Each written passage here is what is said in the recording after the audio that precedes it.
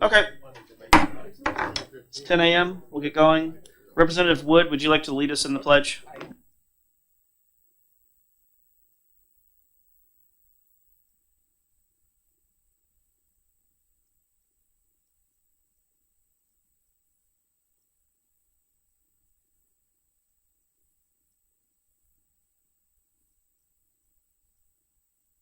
Okay. Welcome back. It's been 2 weeks. Hope everybody had a good school vacation. Before we get going, some situational awareness stuff. We have done all of our House hearings. Today is executive session only. We will be, or at least it is the intention to, conclude all of the executive sessions for all pending House bills today. So there's 18 today. So, yeah. So good news is we're done. Jeez. So good news is done with House bills. Bad news is at the chair's meeting this morning, I did get notice for the Senate bills. So I'm going to look at the schedule, and I don't believe we'll have hearings next week because it is election day for most towns next week, and I would like to not get yelled at. But if for some reason they send us over a bunch and I can't accommodate it, just be aware. But I'd probably say with 90% confidence we're not going to meet next week. So you could probably pencil it in with a really dark pencil, but I reserve the right. Okay, let's get going. We'll open the executive session for the House Election Law Committee. We will open with House Bill 1272. Providing that each candidate party affiliation be printed on the town or school district ballot, and I will recognize Representative Weary for a motion. Thank you, Mr. Chair. I'd like to make a motion of ought to pass. Representative Weary moves ought to pass on House Bill 1272. Is there a second? Representative Wood seconds. Are there any amendments? Yes, sir. Representative Weary, you're recognized.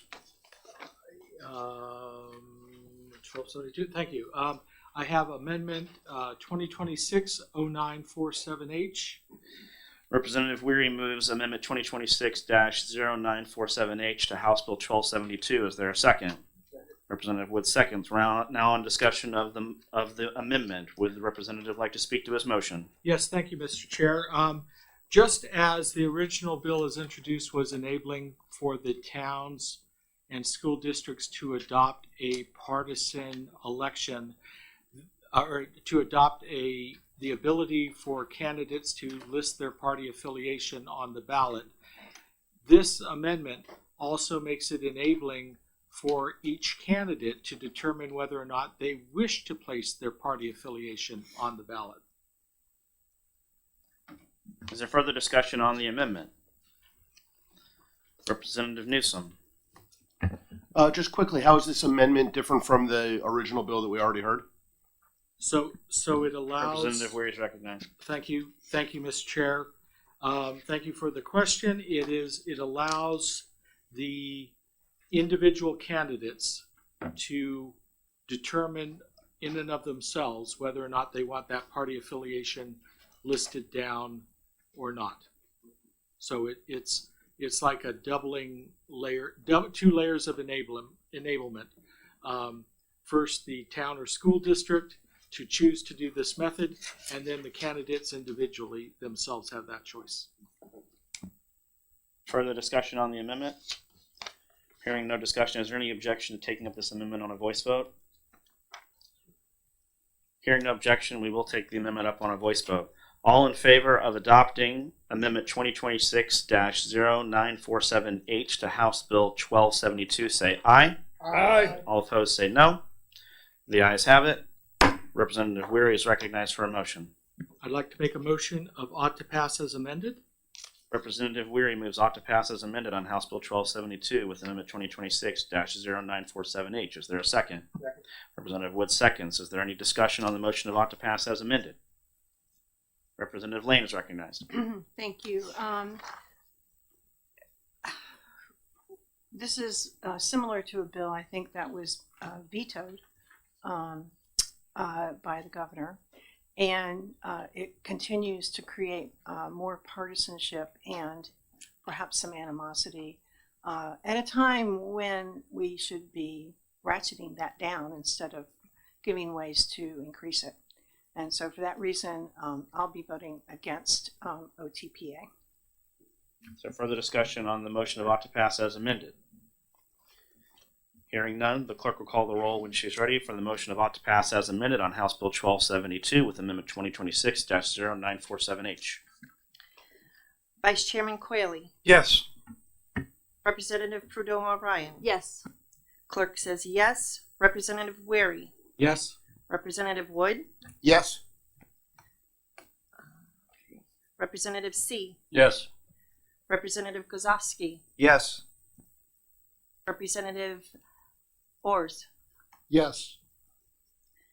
Let's see. Representative Lane. No. Representative Ward. No.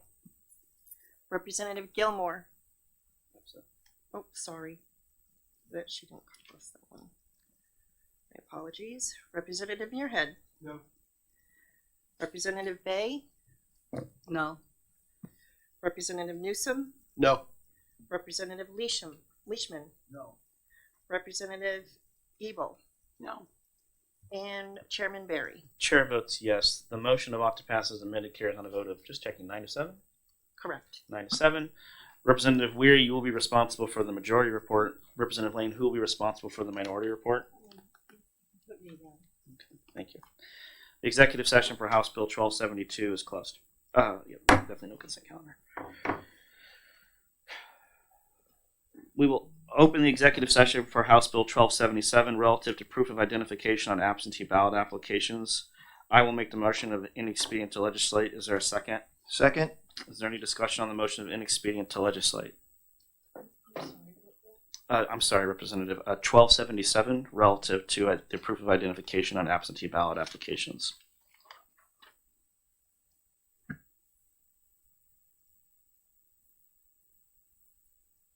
We are open to discussion if you like.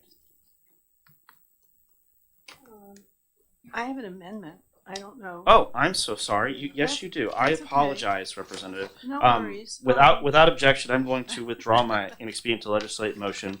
And Representative Gosowski, would you be so kind as to withdraw your second? My apologies, Representative Lane. You did No submit worries. the amendment, and I missed it. Representative Lane is recognized for a motion. Okay. Well, the amendment is to. Well, I need you to move it O to P. Yep. I move amendment 2026. Yep. OTP first. Oh, okay. Sorry. I had no coffee this morning. Just saying. Oh, Okay. no. It's okay. I know it's. I hope it gets better as the day goes on. Okay, so I move ought to pass. Representative Lane moves ought to pass. Is there a second? Representative Newsom seconds. Are there any amendments? Yes, there is an amendment. Representative Lane is recognized. I move amendment 2026-0987H, which I passed out a little bit ago. Representative Lane moves amendment 2026-0987H to House Bill 1277. Is there a second? Representative Newsom seconds. We're now in a discussion of the motion. We're on discussion of the amendment. Representative Lane, would you like to speak to your amendment? Yes, please. The amendment is the very last sentence. It starts on line 6, and it just says the identification shall meet the requirements of RSA 659:13, Roman numeral 2, parentheses A. And that is to make it consistent with the other sections in that same bill, subsection A and subsection D, that refer to that section. And what that section does is just identify the kinds of identification that can be used and makes it clear that if you're 65 or older, that you can have an unexpired license for 5 years. So I think that it was just to bring it into consistency with the other parts of the bill. Is there further discussion on the amendment? Our rules allow us to take up an amendment on a voice vote. Is there any objection to a voice vote on the amendment? Hearing none. All in favor of adopting amendment 2026-0987H to House Bill 1277 say aye. Aye. All opposed say nay. The ayes have it. Representative Lane is recognized for her motion. Okay, I move ought to pass as amended by amendment 2026-0987. Representative Lane moves ought to pass as amended on House Bill 1277 with amendment 2026-0987H. Is there a second? Representative Newsom seconds. We're now in discussion of the motion of ought to pass as amended. Is there discussion? Hearing no discussion, the clerk will call the roll on the motion of ought to pass as amended on House Bill 1277 with amendment 2026-0987H.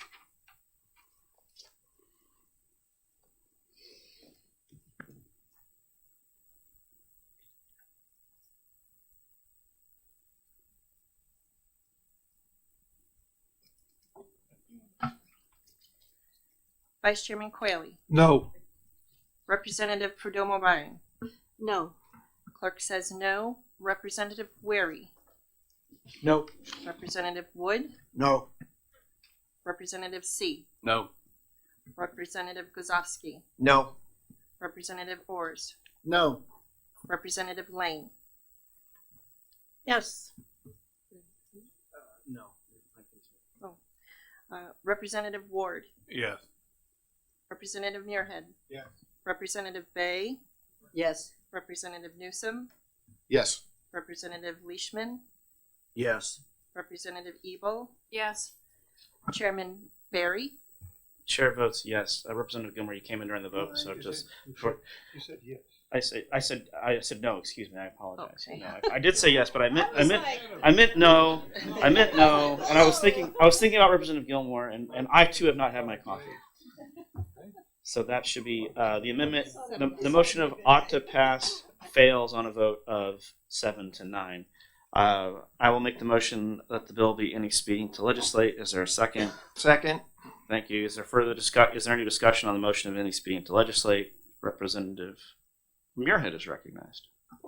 This bill takes seriously arguments that voters should supply IDs to prove that they are who they say they are when they vote. It takes seriously the arguments that requirement of an ID should apply to those who vote using absentee ballots. It compels such people it gives them the option to prove they are who they say they are by writing down their driver's license number on the absentee ballot application. That's something or their non-driver state-issued ID number down on their absentee ballot application. That's something that is quite easy for people to do. It allows those who are infirm and who can't get to the polls in person to prove who they say they are in an efficient and effective way, in an easily verifiable way. It's just as secure as printing out a copy of a photo of their photo ID. Is it possible that somebody might steal somebody's driver license number and impersonate another human being? It is in the realm of possibility. It's a vanishingly small likelihood, however. Driver license numbers are not widely used in any other domain of life. It's not something people will run across.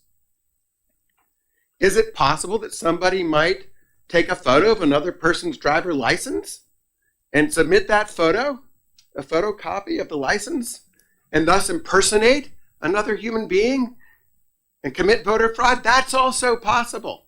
They're both equally unlikely. I can attest that it is impossible for my parents who are in their mid-80s. It will be impossible for them to take a photo of their license and copy that and print it out and submit it with their absentee ballot application. I can attest that it's very likely that at least one of my parents will not be able to get to the polls in person because of their age, especially if there's any degree of inclement weather. This bill would enfranchise people like my parents who have never missed an election. And it does it in a way that respects and affirms the arguments of those who think proving identity is absolutely essential. And that's why I oppose the ITL motion, and I urge my friends in this room to join me in opposition. Further discussion on the motion of any speed to legislate on House Bill 1277. Representative Lane is recognized. Thank you. I would echo everything that Representative Muirhead just said. I also would be curious for those who motioned ITL to give their reasons for the ITL motion. Is there further discussion on the motion of inexpedient to legislate on House Bill 1277? Hearing none, the clerk will call the roll on the motion of inexpedient to legislate on House Bill 1277. Vice Chairman Quayle. Yes. Representative Prudhomme O'Brien. Yes. Clerk says yes. Representative Wary. Yes. Representative Wood. Yes. Representative C. Yes. Representative Kozowski. Yes. Representative Ors. Yes. Representative Lane. No. Representative Ward. No. Representative Gilmore. No. Representative Muirhead. No. Representative Bay. No. Representative Newsom. No.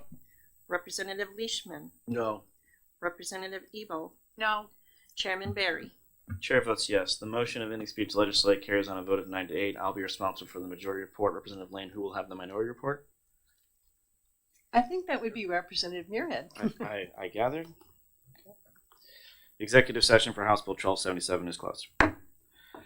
We will open up the executive session for House Bill 1284, requiring the inclusion of voters' year of birth on the voter checklist, and recognize Representative Quayle for a motion. I move that we find HB 1284 inexpedient to legislate. Is there a second?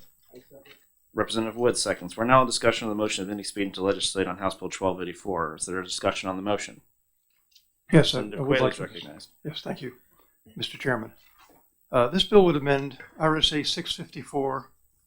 654-25 to add a voter's year of birth to the list of information maintained by the supervisors of the checklist. It's been my experience, and I'm sure I'm not alone in this, that there are many people of voting age who would consider dissemination of their age to a wider extent than absolutely necessary to be a privacy violation with possible personal security implications. It's my view that when individuals' ages have been established as 18 or older, and noted as such on the checklist, there's no further election security benefit to be gained by also including their birth dates on the checklist. So it's a personal privacy infringement, which is a cost to people, and I see no corresponding benefit from the standpoint of conducting elections. So it's my view we should find this bill inexpedient to legislate. Thank you, Mr. Chairman. Is there further discussion on the motion of inexpedient to legislate on House Bill 1284? Representative Lane is recognized. Thank you. We agree, but maybe perhaps disagree on the fact we tried to, the Secretary of State on this bill suggested perhaps using age ranges. And we were not able to come to any consensus on using that approach instead of just stating the age, but to use age ranges. So in light of that, and also in light of the fact that this instance about people showing up with the same name and being different ages and whatever rarely occurs, maybe once during an election, I'm going to be voting ITL. Is there further discussion on the motion of inexpedient to legislate on House Bill 1284? Hearing none, the clerk will call the roll on the motion of inexpedient to legislate on House Bill 1284. Vice Chairman Quayle. Yes. Representative Prudhomme O'Brien. Yes. Clerk says yes. Representative Wary. Yes. Representative Wood. Yes. Representative C. Yes. Representative Kozowski. Yes. Representative Ors. Yes. Representative Lane. Yes. Representative Ward. Yes. Representative Gilmore. Yes. Representative Muirhead. Representative Bay. Yes. Representative Newsom. Yes. Representative Leishman. Yes. Representative Ebo. Yes. And Chairman Barry. Chair votes yes. The vote carries on the motion carries on a vote of 17-0. Representative Quayle will be responsible for the the committee report rather. Is there any objection to this bill being placed on the consent calendar? Hearing no objection, the bill will be placed on the consent calendar. The executive session for House Bill 1284 is closed.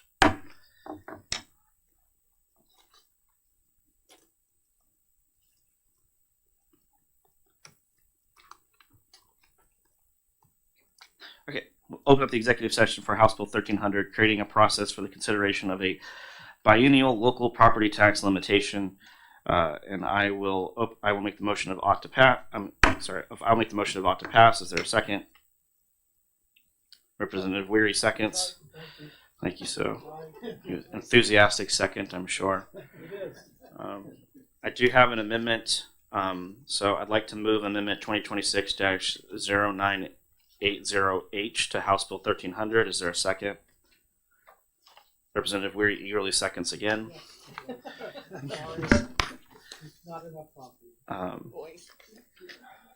I'll speak to the motion, to the amendment. So it is a long amendment. I recognize that, and I got it over to the committee as quickly as I could. I think within 20 minutes of me receiving it, I had it over. So it is a substantive change, so I'm happy to explain the changes.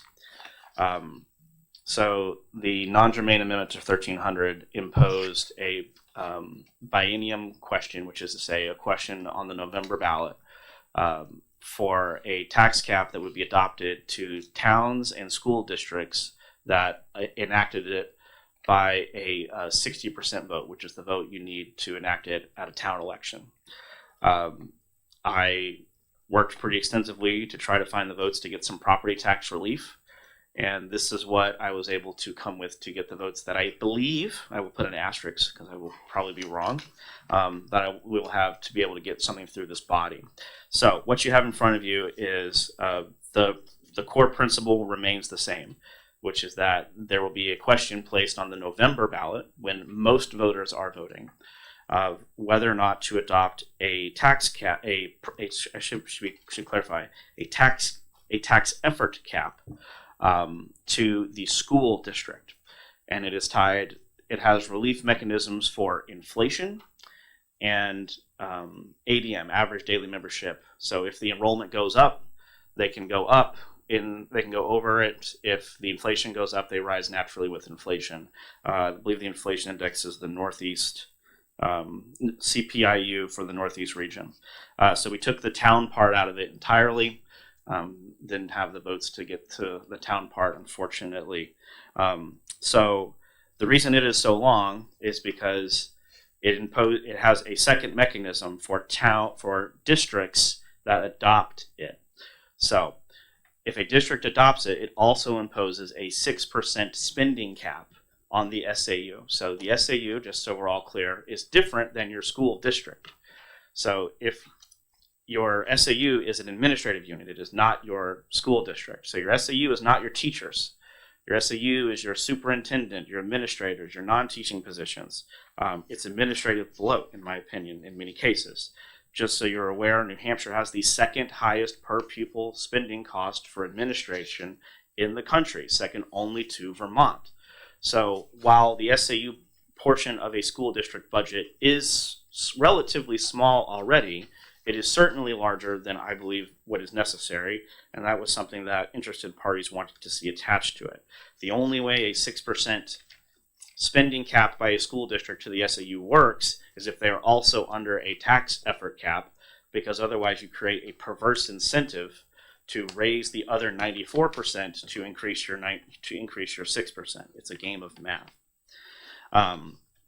You have to account for in this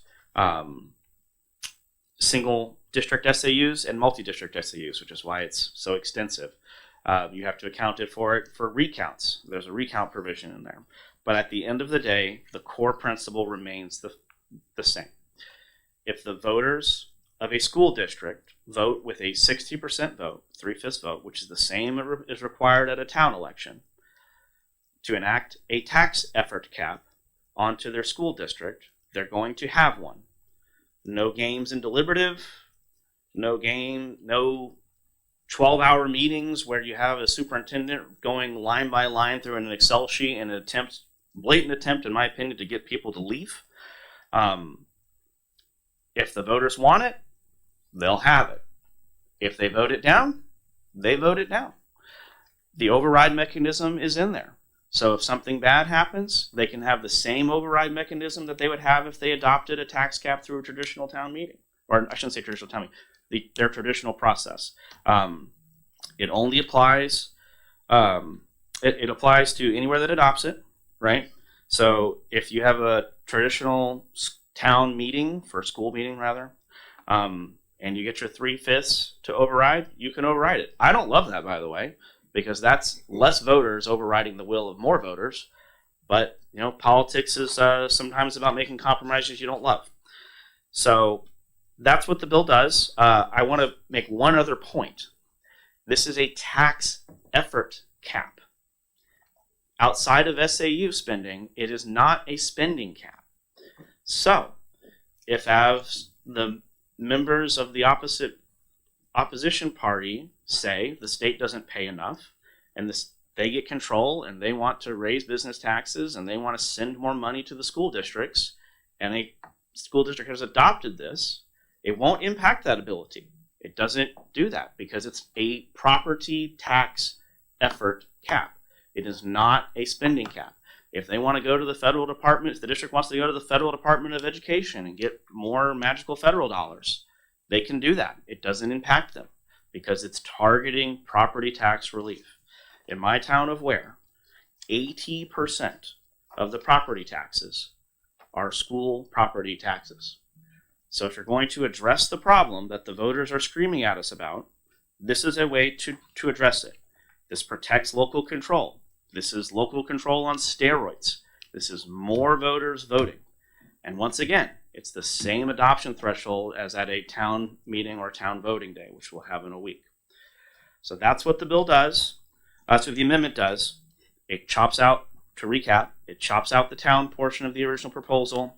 It implements the 6% spending cap to SAU spending, which I believe there's some districts that are as low as 3%. So 6% is actually relatively high. But the reason that the stakeholders wanted that in there, just bluntly, is they were concerned that some districts would be punitive to teachers and that they would go to cut teacher pay first. When the reality is they should look towards administrative bloat first before they start going after our teachers. So that's why that's in there. It's in there to protect teachers. So that is my discussion on the amendment. Is there further discussion on the amendment? Representative Lane. Thank you. I guess I'm a little bit disappointed that we're being given a 7-page bill. Admittedly, you got it, within 20 minutes of you, but also back in January when we first raised this, we were told that we would have another public hearing to go through the amendment, and that we would probably have a working session. And that has not happened, and you're asking us to take on a very complicated 7-page tax cap bill, or tax effort, or whatever you want to call it, in a committee that really does not generally deal with this topic, and we are not equipped to do so. So, like I said, I'm just disappointed that we're being put in this position. Disappointed is the diplomatic word. There's really been no chance to analyze this and see how it works with other bills. And from what I read last night and read again this morning and looked at the testimony that we had for the non-germane amendment, the previous one, I think most of those comments, particularly the letter from Attorney Cordell and the testimony of the executive director of New Hampshire Municipal County Association, still apply to this bill.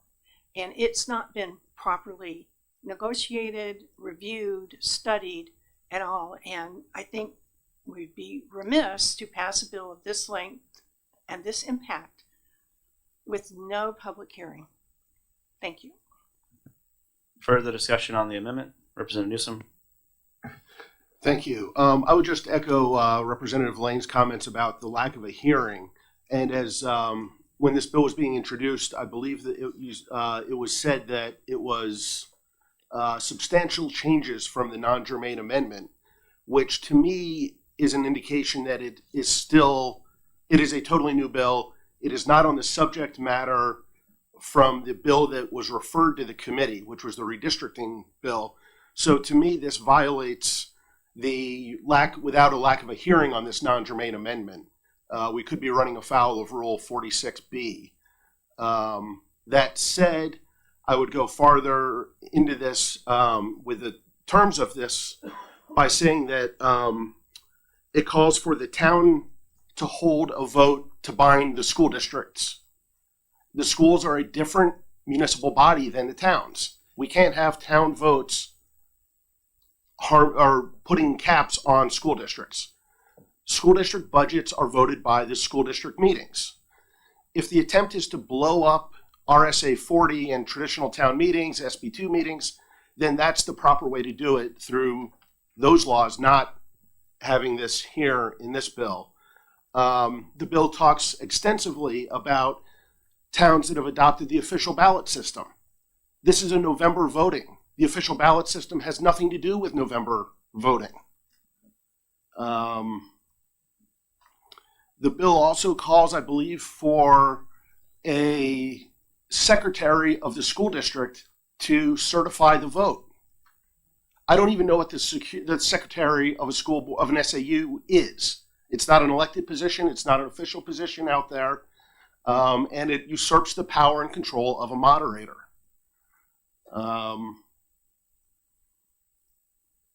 Let's see. Pardon me for going through this and not being more organized in my thoughts. So I will leave it at that for this point in time. I think there's enough flaws in this amendment, both in the words and the process that we've adopted that we're going through now, that it should not be moving forward. Thank you.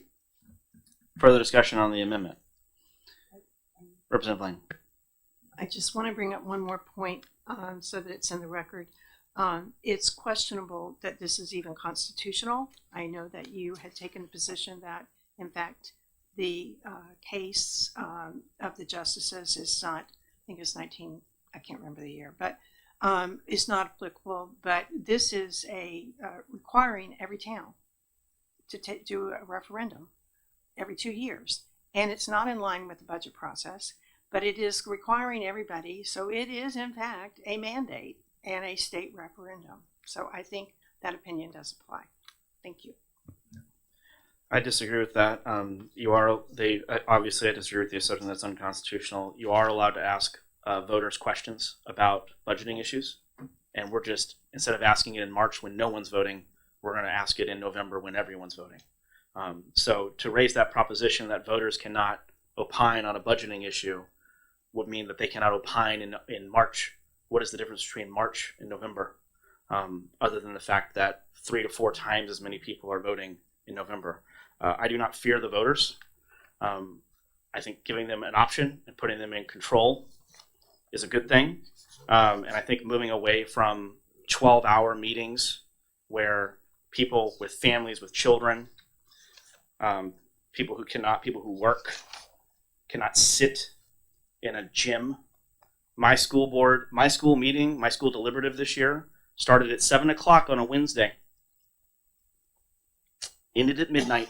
I would love to know how I, with a father of 2 and 2 businesses, can go and sit there for 5 hours on a work night and a school night. No, I'm all about putting people in charge. I do wish we had more time on it. I'll concede that. I did work as quickly as I could. To your point about it consulting, the co-sponsor of the amendment is the chair of the municipal and county committee. So I did work hand in glove with her because it is an area where I needed help. And I assure you she worked diligently on getting this. So Representative Muirhead, you want to get the last word and then we'll get to a vote on the amendment? Question for the sponsor. Given rates of turnout in town meetings, would the sponsor support eliminating all town meetings in the state of New Hampshire? Traditional town meetings, I mean, I think an argument, I've raised this before. I think an argument can be made that if you don't have a facility where 50% of your voters can sit there and vote and do their job in a town meeting, it's only a matter of time before somebody sues. So anyways, I think we've discussed the amendment. I'm going to call the roll call vote. I'm not going to do a voice vote on this. We'll call a roll call vote on the amendment, and then we'll move to the underlying motion. The clerk will call the roll on the amendment 2026-0980H to House Bill 1300. Vice Chairman Quayle. Yes. Representative Frudomo Ryan. Yes. Clerk says yes. Representative Wary. Yes. Representative Wood. Yes. Representative C. Yes. Representative Gozowski. Yes. Representative Ors. Yes. Representative Lane, No. Representative Ward, No. Representative Gilmore, No. Representative Muirhead, No. Representative Bay, No. Representative Newsom, Oh, no. Representative Leishman, No. Representative Ebel, No. Chairman Barry.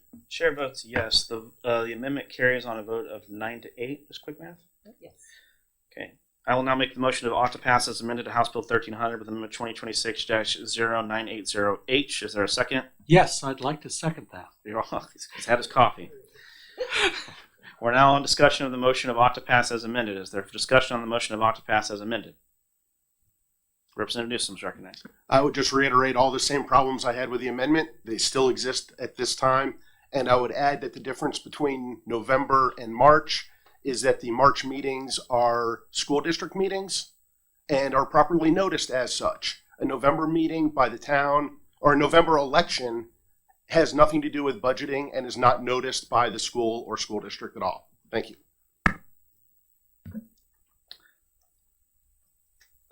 Is there further discussion? Hearing none, the clerk will call the roll on the motion of ought to pass as amended on House Bill 1300 with amendment, I've already put it away, amendment 2026-0980H. Vice Chairman Quayle, Yes. Representative Perdomo O'Brien, Yes. Clerk says yes. Representative Wary, Yes. Representative Wood, Yes. Representative C, Yes. Representative Kozowski, Yes. Representative Ors, Yes. Representative Lane, No. Representative Ward, No. Representative Gilmore, No. Representative Muirhead, No. Representative Bay, No. Representative Newsom, Nope. Representative Leishman, No. Representative Ebel, No. Chairman Barry. Chair votes yes. The motion of ought to pass as amended carries on a vote of 9 to 8. I'll be responsible for the majority report. Representative Lane, who will be responsible for the minority report? Representative Newsom. Representative Newsom. The old Hopkinton ware fight. When we're not fighting with Bo. There you go. Yes. Yes. But since I represent them too. Oh Lord. Okay, we're gonna close the executive session on House Bill 1300. Oh, sorry, I had a good laugh. That one got me.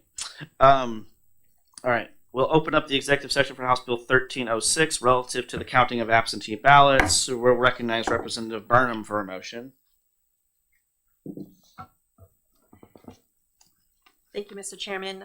So we have an amendment. I need you to- Oh, yes, I'm sorry, I'm Sorry, jumping yeah, the gun do the here. dance. Sorry, yes, I It's motioned to it's catching. OT, and I did have my coffee. I motioned to OTP with an amendment. Representative Burnham moves ought to pass on House Bill 1306. Is there a second? Representative Wood seconds. Are there any amendments? Representative Burnham is recognized. Sorry, I'm a little flustered. I'm writing my own. Okay, yes. So after presenting this bill, I had spoken to a few clerks, one from Derry, one from my town, and also speaking with the Secretary of State to get his approval as well. The math does math. With all of their help and efforts, the line 11 addressed the Secretary of State's concern that this was not necessary within a 24-hour of receipt from Election Day, so that was changed to 48 hours. And line 16 was added for the Uokava voters. And that's about it to this amendment. I think there was just one little, which I can't remember, it was just a little typo. But other than that, everything does math out. So this has been a work in progress, providing a absentee ballot certificate. It's a separate certificate that will be presented in the workbook for the clerk. The majority of the clerks that have looked at this are already doing a tracking system, so this is not additional work for them. It's just a matter of doing exactly what we do for same-day ballots, just counting them and tracking them and making sure that what we have received, what has been sent out, what has been brought back in and counted by the end of the day is all there. that final absentee ballot into the machine is on the final clerk and moderator's certificate as well. So I just appreciate your vote on this, and I just feel that all ballots should be treated the same and be counted. Thank you. Is there further discussion on the amendment? Representative Lane? Thank you, and I know that this has been a long working process, so I appreciate it. On C, there was some questions about the test ones. So the total number of spoiled before the opening, or so the question was, how did the test ballots work into that? And if I recall, I just don't remember that there was a question about it, and I'm just Right, the test ballots are not included because Okay. they're not included as part of the used ballots for absentee ballots. The Okay. test ballots are the ballots for the same day. They test that on the machines. That's a separate okay. scenario. The line item C spoiled ballots, it's very rare, but this was per Right. request of the clerks because it does tend to happen prior to elections. Somebody will complete their absentee ballot and make an error, and so it's considered spoiled. They'll get another one, so that kind of keeps that on track as well. And then again, I'm sorry. Lala? Oh, yeah, I'm sorry, of course, yes. Okay. Yeah, I apologize. That's okay. On D, it's total number of ballots emailed to you, Kava. Are some of them mailed? Because I think before, are some of them mailed? I guess we had a conversation about that. And are you comfortable that it's just emailing, that we don't? Yeah, these are emailed. I did get that confirmed, and they Okay. are emailed by the clerk. Okay. I had some mixed information on that, so I did get that verified that it is the clerk that actually emails them to overseas voters. The way it works is the ballot itself is emailed, correct? And they print it off and mail it back. Right. And that's how that works. Any? Representative Ward, yes. Sorry, thank you. I just had a question that someone could define the difference. I'm trying to learn the difference between line 20 and line 22, categories H and J. Yes, so I'm sorry, thank you. Line 20, those are the absentee ballots that are received and verified and placed in the machines. Line 22 is if for some reason the moderator, the clerk, runs out of same day ballots, they can use absentee ballots, and for any of those people that aren't able to come into the building per se, but the moderator can go outside, they use an absentee ballot for that vote as well. Further questions on the amendment? Is there any objection to adopting the amendment via a voice vote? Hearing none. All in favor of adopting Amendment 2026-0635H to House Bill 1306 say aye. Aye. All opposed say no. The ayes have it. Representative Burnham is recognized for a motion.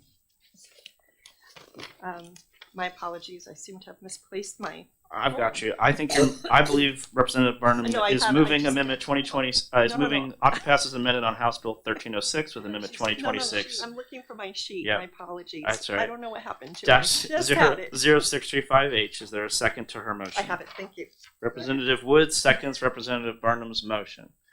Is there discussion on the motion that Representative Burnham has just so eagerly made as ought to pass as amended? Hearing none, the clerk will call the roll on the motion of ought to pass as amended to House Bill 1306 with Amendment 2026-0635H. My apologies. I'm a little excited. So, okay. This has been what? It, years and three, years. yeah, might as well say 4 at this point, but thank you. Okay. Vice Chairman Quayle. Yes. Representative Prudhomme O'Brien. Yes. Clerk says yes, yes. Representative Weary. Yes. Representative Wood. Yes. Representative C. Yes. Representative Kozowski. Yes. Representative Ors, Yes. Representative Lane, Yes. Representative Ward, No. Representative Gilmore, No. Representative Muirhead, Representative Bay, No. Representative Newsom, Yes. Representative Leishman, Yes. Representative Ebel, Yes. Chairman Barry. Chair votes yes, and I'm going to need a count. Yes. So we I have can count 9-8. I can count 17 zeros. 12 and 4. Okay. 12 to 4. The motion of Vox passes amendment on House Bill 1306 carries on a vote of Let's see. 1, 2, 3, 4, 5, 6, 7, 8, 9. 9. And then we have 10, 11, 12, 13. Sorry. 13 to 13 to 4. 4. Boy. The math did not math. 13 to 4. Do you guys want to put it on consent, or you want a minority report? Can I? I have to ask you. You voted the majority, I can't so see it's really Jerry. I just can't see him. consent is fine. Nope. Okay. We'll have So a not minority. consent. Not and- consent. We'll have a minority report. Who will be Representative Burnham? You'll be responsible for. Okay. Yeah. So who will be responsible for the minority report? Do we need, my question, Mr. Chair, is do we need a minority report to put it on the regular calendar? No, you do not. So a minority report triggers the regular calendar automatically. So you can't have a minority report and be on the consent calendar, but you can send something to the regular calendar without a minority report. Yes, sir. That's what I'm referring to. Okay, so you want it on the regular calendar. I'm not. Yeah, regular calendar, but can I take a brain check on the minority report? So anybody can submit one. Okay. The minority I report. just don't see the point of. Yeah. Yeah. There's a hard deadline on it. So I Yeah. guess my pontification on this is get it to me quick so Yep. that when Will when do. I get the majority report, just understand like I'm just going to send it in because I don't know if one's coming or not.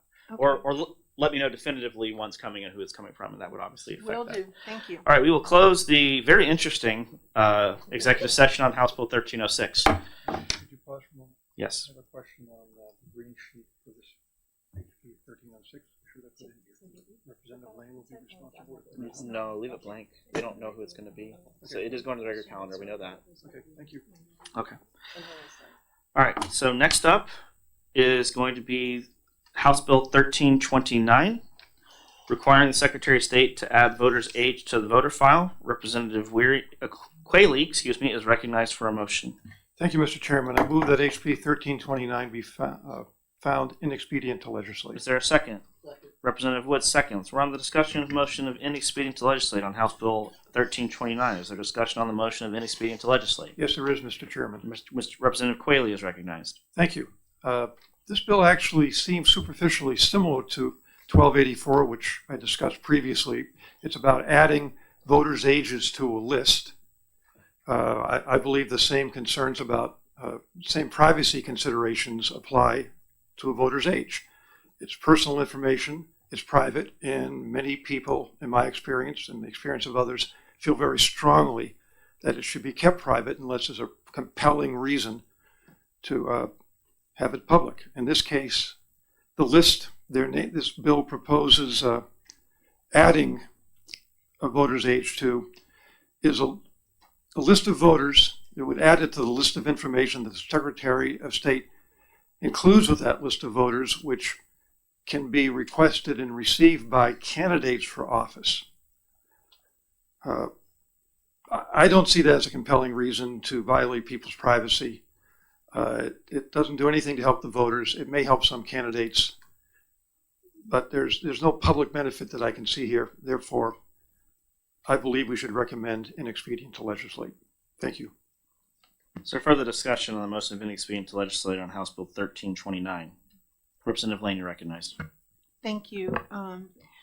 For similar reasons to the other bill that we had about the ages, again, we look to perhaps use a date range to satisfy some of the questions of Secretary of State, but that was not, we couldn't come to a consensus with the majority on that. So for that reason, and for the fact that I think from a compelling, is this really needed to make voting more accessible or more transparent? The answer is no. So we're going to be voting ITL. I would suggest, however, that we have voted on other bills, particularly the audit of the citizens affidavits bill, to open that up to private. And that not only has age on it, it has a lot more information. So if we're really concerned about privacy, I would suggest that we use it for all of the bills and not just these two. Thank you. So further discussion on the motion of inexpedient to legislate. Hearing none, the clerk will call the roll on the motion of inexpedient to legislate to House Bill 1329. Vice Chairman Quayle. Yes. Representative Perdomo Bryan. Yes. Clerk says yes. Representative Wary. Yes. Representative Wood. Yes. Representative C. Yes. Representative Kozowski. Yes. Representative Ors. Yes. Representative Lane. Yes. Representative Ward. Yes. Representative Gilmore. Yes. Representative Muirhead. Yes. Representative Bay. Yes. Representative Newsom. Yes. Representative Leishman. Yes. Representative Ebel. Yes. Chairman Barry. Chair votes yes. The motion of inexpedient to legislate carries on a vote of 17-0. Without objection, the bill will be placed on the consent calendar. Representative Quayle, you will be responsible for the committee report, and the executive session for House Bill 1329 is closed. We will open the executive session for House Bill 1396 relative to vacancies in state offices and recognize Representative C for a motion. I move OTP. Representative C moves ought to pass on House Bill 1396. Is there a second? I'll second. Representative Gosofsky seconds. Are there any amendments? Yes, I would like to move amendment 2026-0984H. Representative C moves Amendment 2026-0984H to House Bill 1396. Is there a second? Second. Representative Gosofsky seconds the motion. So, Representative C, would you like to speak to the amendment? Yes, the original bill took away filling vacancies in the House of Representatives. This bill changes it to provide for the governor to appoint a replacement, so it can be done in probably 2 to 3 weeks instead of waiting 4 to 6 months for special elections to occur. And also there's a provision in it for the appointment to be of the same political party as the vacancy occurred in. And that is as of the date of the past general election when that seat was originally elected. Is there further discussion on the amendment? Representative Newsom. With the restriction or the requirement that they be of the same party as that created the opening, does that person who's appointed need to be of that registered party at any point in time, or can somebody say, "Oh, I'm now switching and now I'm eligible to be appointed"? It You recognize. specifies in here that the person had to have been at that registered in that party as of that past election. I'd also like to point out that there is actually a second security measure in there, because I think, I don't know where the representative is on the actual amendment himself, but I think the concern is worth addressing. There is a safeguard built in that the nomination for that spot, the nomination for the vacancy must come from that political party. So there's the governor picks. I'll just speak to my own party for a second instead of assigning motive. If a Republican resigned, the governor could not pick the governor couldn't find the squishiest Republican of all time if that happened to be that governor's and council's choice. The nomination comes from the party, and the thought process there was we do allow for party nominations for when the primaries are unfilled. So there is some precedent to using that as a nomination process, and that was the safeguard, was that if the party apparatus is nominating the candidate to replace it, the council and governor have to approve that candidate unless there is a constitutional issue, right? So if they nominate somebody who's ineligible to serve, then the council can reject it. But that was I think Representative Wilhelm raised kind of a good point of, we don't want one party dragging their feet on filling another party's seats. I think it's totally fair. It's a very fair assertion.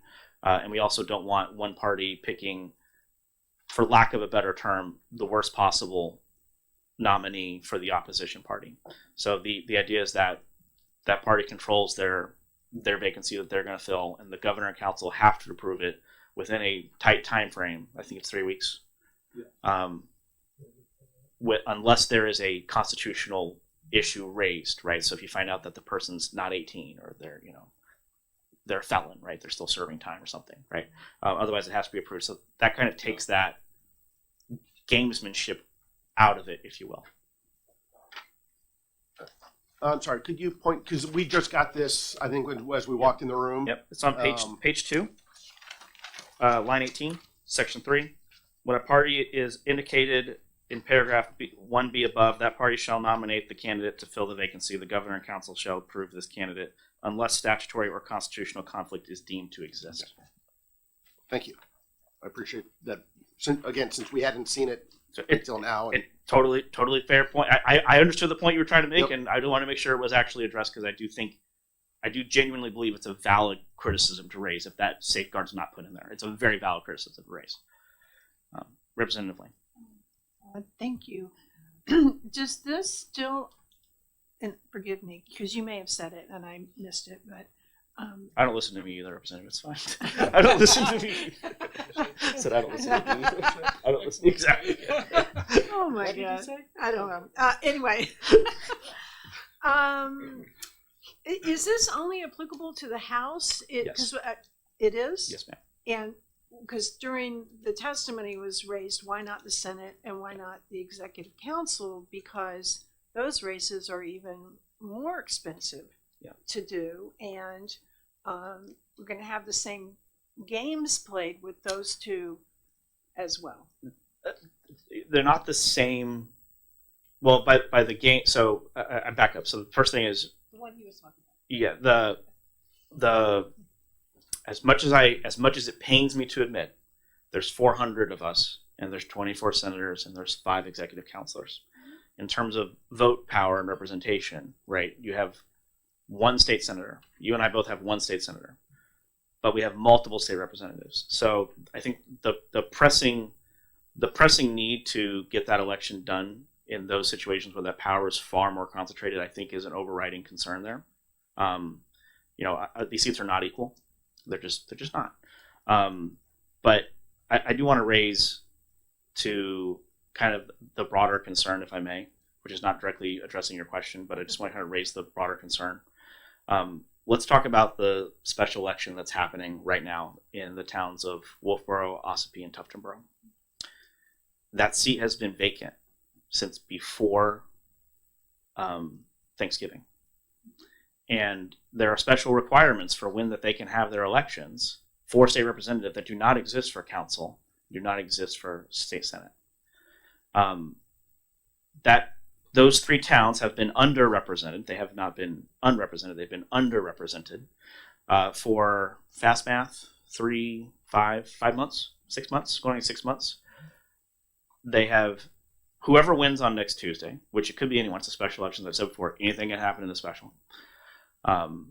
Whoever wins is going to come in having missed the bill filing. We're done with House bills today. They're not going to hear, if they get on election law, which is what happened to the last representative who won a special election last year, Representative Rafter. Excuse me. They're not going to hear a single House bill. They're not going to be able to file any legislation. They're going to miss the overwhelming vast majority of votes. And I will concede right off the bat, I'd rather hold an election. I think it's preferable to get from the will of the people. That being said, what's worse? Waiting 6 months to fill a vacancy and having that seat be underrepresented for 6 months, or filling it quickly and moving on? And Representative Wilhelm raised kind of an interesting point that he raised as a bug that I thought was a feature. So he said, if you bring this in, will it encourage representatives who don't want to be here anymore to resign? I actually think that's a good thing. If they don't want to be here anymore and they don't want to put in the work anymore, they might physically be in their seat. Like, they might be, I guess not physically, they might be nominally in their seat, but they're not actually, if they've given up and they're not working anymore, what's better for the people of that district? It's not an awesome concession to make, right? It's not an awesome thing to say out loud. But what's actually better? Getting somebody in there that wants to work, right? And they're going to come up for an election in less than a year, likely. And getting people out. You know, I have a representative who shall remain nameless, who sits 2 or 3 seats away from me. I haven't seen that dude in 8 months. I don't know why the representative hasn't resigned. Maybe the representative doesn't want to have a special. I don't know. What's worse for those people? To have a kind of a safeguarded appointment that can happen quickly, or to let that seat just be vacant for extended period of times. And even in this case, where an election was called and requested, it's 6 months, 5-6 months. So I will concede right off the bat, this is an interesting proposition, and it is an actual choice you have to make that's kind of difficult, right? Because you're saying, we're not going to hold this election, and this is the election law, we're not going to hold this election anymore. But appointments happen all the time in our elections already with town elections. So if a selectman resigns, the select board nominates and appoints the replacement until the next election. We are effectively kind of doing that, except we're using the party because we have a mostly partisan system. You know, I did toy with the idea of, you know, should it come through the House? And I was like, oh, God, I don't want to deal with that. So anyways, that was a long diatribe, but I kind of wanted to kind of suss out those points. It's an acknowledgement that there's 400 of us. It's acknowledgement that these vacancies occur much more often, right? And there are already special laws around the special elections for state representatives. So, and then a diatribe after that. Representative C. I just wanted to follow up on Representative Lane's original question. The original bill specifically addressed state representatives. So the amendment was just to follow on that, but do it differently. In Vermont, which I would certainly never model our elections after Vermont, they had a state senator who resigned, and the governor just got to straight up appoint a state senator, like just appointed a state senator. So there's definitely an extreme to this that I would never go to. I looked at that, I was like, and even though it was a Republican governor appointing a Republican state senator, like it was handled appropriately, the potential for abuse there. So I think this is kind of the middle ground of it can't really be abused, you know, and we'll get somebody representing people instead of just a vacancy. Anyways, further discussion on the amendment. Representative Beck. Okay. So my concern about this bill is the appointment has to be from the same party, and that's why I would rather that there be a special election. And the reason for my concern is you will tend to have candidates that, I mean, both parties, of course, want to keep as many seats as we want. But let's say there's a candidate of a certain party, popular, but they don't really know that they want to run again, and you're running out of time before the registration, and say, okay, just run anyway, win the seat, and then quit, because you're going to be replaced by someone from the same party anyway. And so to me, I would rather that. Okay, if the candidate is not really committed to winning and serving, then they shouldn't run. But if they run and they're going to be replaced, then let that be a competitive election. I think it's a balancing act. To respond to that, I think it's a balancing act of what is the perverse effect of having the seat be vacant for an extended period of time versus the secondary effects, which I do think exist. Like I'll acknowledge, I think it exists. I guess Representative Willem, and you're raising effectively the same point, right? There will be a perverse effect to it, but it's a balancing act of the vacancy. And I think about the existing special that's going on right now, and 5 to 6 months of vacancy is just an insane long period of time. To have a seat just unfilled. So, anyways, further discussion on the amendment before we go into Representative Ward. Thank you. I just had a question about the undeclared candidate, if there is such a thing. Yep. Who appoints? Or how do you? So in that situation, it is addressed in the amendment, Yes. which is that I'd like to it's see where- the governor and council have to just appoint someone who is undeclared at the time of the election. So that will obviously very rarely happen.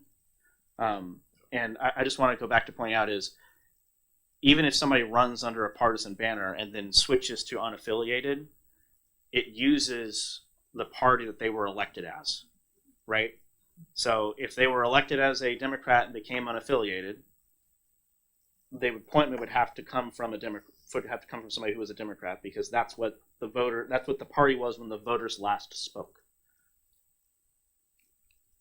So, long story short, probably will never happen, Right. at least not in the foreseeable future that I would imagine. And if it did, to answer the question directly, they have to nominate the governor and council have to nominate an unaffiliated voter. Follow? Just had a question about the so-called minor party affiliation. Said they belong to the Pine Tree Party or something. I think it'd be the same thing. But Representative C, you want to touch on that? As I put it in the amendment, it would be a requirement that the governor appoint somebody who is unaffiliated or undeclared is the term they use. About the only time you're going to have that, that would be a very rare occurrence. If you look back at quite a few past elections, if you weren't a Democrat or a Republican, you didn't get elected. I couldn't tell you when the last time a nonpartisan candidate won for state representative in New Hampshire. Uno was first time, How long ago was that? 10, 12 years.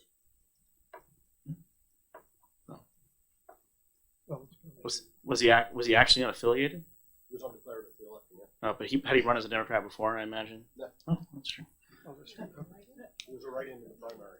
Oh, he was a write-in in the primary, which means he was nominated as a Democrat.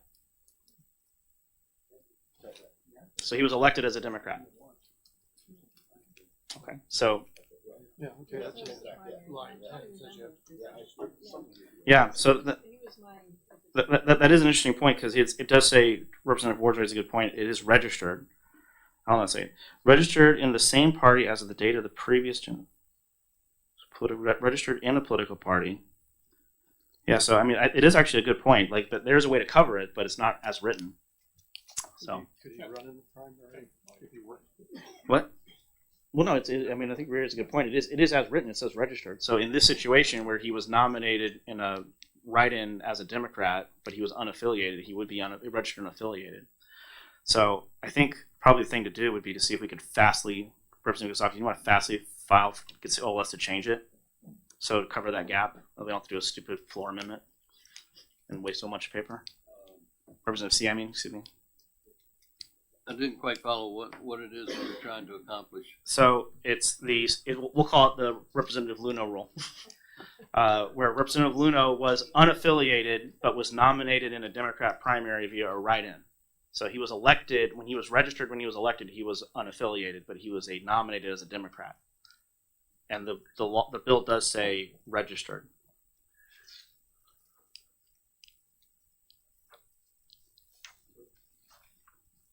Representative Waring. So it would read on page 2, line 10, if the vacancy was from a person who is registered or nominated in a political party? Well, it would have to be the person was registered. The replacement shall be registered. Yeah, I think you're right. Registered or nominated in a political party. Yeah, you just add or nominated there. On line 11? Yeah, 10. But Yeah. yes. Oh. Yeah, after who was- or nominated after registered. Yeah, or nominated after registered. Yeah, registered. Yeah, if a vacancy was from a person who was registered or nominated, who was registered in or nominated by a political party. It's defined it's sort of defined in the below in 13 and 14, minor party affiliation when elected.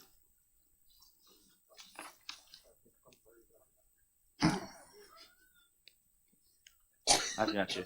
Representative C, can you file off that amendment real fast, and we'll come back to this bill before the end of the day? Otherwise, we'll just do a floor amendment. It's up to you. Yeah, I'll go give them a call. Well, yeah, no, it's all right. I'll send an I email. don't have a. I'll take care of it. I'll send an email. I'll take care of it. Okay. All right, we're gonna recess. We're gonna come back to it. We're gonna recess House Bill 1396. That's a good point. All right. We'll open the executive session for House Bill 1418, setting. Oh, it's me. They're all me. Okay. All right. Setting a minimum, we'll open the executive session for House Bill 1418, setting a minimum affirmative vote for new or expanded spending for SB2 towns. I'll make the motion of ought to pass. Is there a second? I would like to second that. There's a second. Are there any amendments? I have an amendment. I'd like to move amendment 2026-0971H to House Bill 1418. Is there a second? I would like to second that. All right, we're now in discussion of the amendment. I'll speak to the amendment. The amendment does what I presented in committee, which it adds. I think it literally adds like three words, which is cast a yes. It clarifies what the intent of the bill was, which is 15% of the voters have to be voting yes, and they have to be in the majority for new spending. So to recap, this is only for SB2 towns and SB2 school districts. It is a safeguard against a small minority of voters showing up and raising the property taxes on the rest of the voters. If you're going to start be taxing people's homes and you're going to increase the burden on working families, you should at least have some semblance of the consent of the governed. I do not believe having 10% or less of the registered voters raise the property taxes on the other 90 is a consent of the governed, and this is a very simple safeguard to protect low turnout elections and snow games and all the other things that we've heard about over the last 6 years that I've been sitting here from taxing people out of their homes. So, is there further discussion on the amendment? Hearing none, is there objection to taking up the amendment in a voice vote? Yes. Okay. The clerk will call the roll on amendment 2026-0971H to House Bill 1418.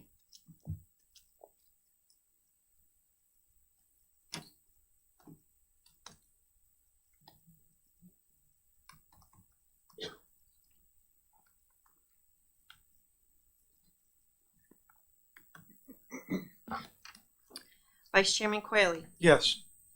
Representative Perdomo Ryan. Yes. Clerk says yes. Representative Wary. Yes. Representative Wood. Yes. Representative C. Yes. Representative Kozowski. Yes. Representative Ors. Yes. Representative Lane. No. Representative Ward. No. Representative Gilmore. No. Representative Muirhead. No. Representative Bay. No. Representative Newsom. No. Representative Leishman. No. Representative Ebel. No. Chairman Barry. Chair votes yes. The amendment carries on a vote of 9 to 8. I'll move ought to pass as amended on House Bill 1418 with amendment 2026-0971H. Is there a second? I'd like to second that. Representative please. Ware seconds. We're now in discussion on the motion of ought to pass as amended. Is there discussion? Representative Lane is recognized. There is already a way for people to do, if they want to limit there's a mechanism in the statutes that already allows people to set a cap or to set, to do that. And if the issue is that not more people are attending the town meetings, then the best way to solve that problem is voter turnout issues and getting people to come, not trying to do some tax caps that are or limit votes and make it difficult for people for a town to budget particularly when there's more and more downshifting of cost from the state to the town. The towns have no other way to raise money. And if the town chooses to do that, I don't think we should be making them force extra steps.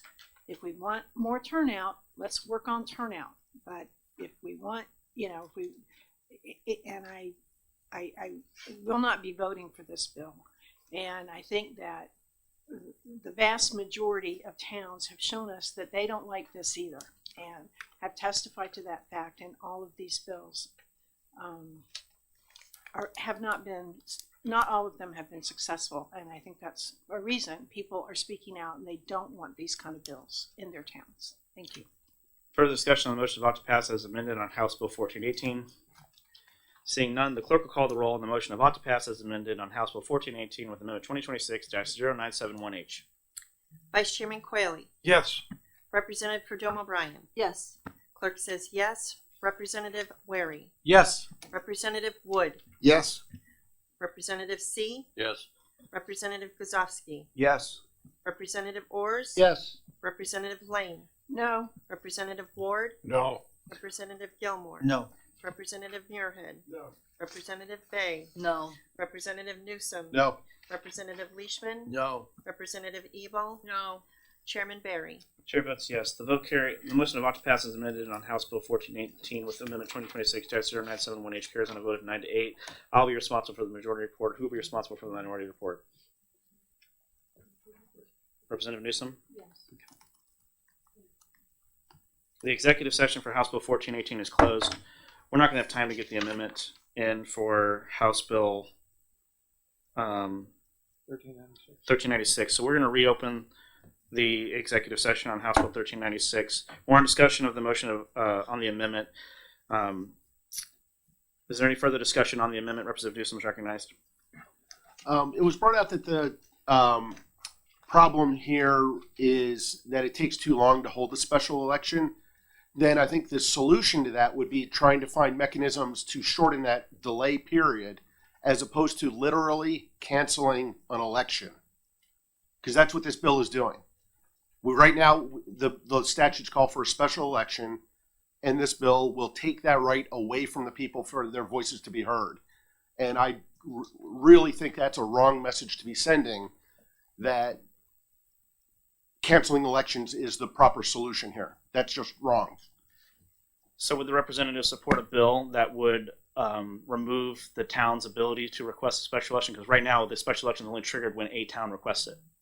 So right now, I guess my point is, do towns currently have the ability to cancel elections? Because it certainly seems so. Could you point that out because again, I didn't see that. That's current statute. Special elections for state representative only occur when one of the towns in the districts request one. So if your assertion is that we're canceling a special election, you must also concede that currently towns have the ability to do so by not requesting one. Does this bill kick in only upon that rejection? No, but they currently have that power. So I guess if you're making that point, would you concede that towns currently have that power? If that's the statute, I'm not familiar with it, so I will believe you on that. Okay. I'd be more likely to accept this bill or amendment if it called for, if the towns said no election, then have the appointment. But if the towns want to have the special election, to allow them to continue to do so. So my issue with that, and I think it's a fair point you should raise, is that not every district is a single member district. You have a single town district. You have in your Hopkinton Bow, right? Yeah. So, and I think this is a point that didn't come up during the debate, which is these special elections cost money. So I'll go back to Ossipee, Wolfboro, and Tuftonboro. I believe it was Wolfboro requested the election, but Tuftonboro and Ossipee didn't. So Wolfboro imposed a mandate on Ossipee and Tuftonboro by requesting it because only one town has to request it. So that creates a financial burden on those taxpayers imposed on them by another town. So the process is not already as clean, Representative, as I think you should present it. It's already a kind of, if you would, convoluted process. This just ends the games and ends the vacancies. So that's my statement to that. I would just say that it replaces one game with another then. This one has safeguards. Representative C. I'd just like to point out that with an election, part of the delay is the fact that The federal government requires at least 45 days to notify and send ballots to overseas ballots, voters. So that's one of the issues right there, and we can't get around that. Further discussion on the amendment. Representative Gosowski. Yes, being one that was part of these, to use your term, games last year, and I think this is consistent with how the towns already operate. When there's a missing person, a select board can replace a town. So it's not like we're doing something outrageous here. This is already done, and this will bring more consistency to the process and making sure seats are represented in a timely fashion. Thank you. Further discussion on the amendment. Representative Gilmore. Thank you, Mr. Chair. My concern here is I'm just leery of representatives being appointed. There's no will of the people. It's the will of a party, basically. And this is not the right road to be going down at this time. Thank you. Further discussion on the amendment. Hearing none, the clerk will call the roll on amendment 2026 sorry, I don't have it in front of me. 0984H to House Bill 1396. Vice Chairman Quayle. Yes. Representative Perdomo Bryan. Yes. Clerk says yes. Representative Wary. Yes. Representative Wood. Yes. Representative C. Yes. Representative Gosowski. Yes. Representative Ors. Yes. Representative Lane. Yes. Representative Ward. Yes. Representative Gilmore. No. Representative Muirhead. No. Representative Bay. Yes. Representative Newsom. Yes. Representative Leishman. Yes. Representative Ebel. Yes. Chairman Barry. Chair votes yes if the clerk can give me the count.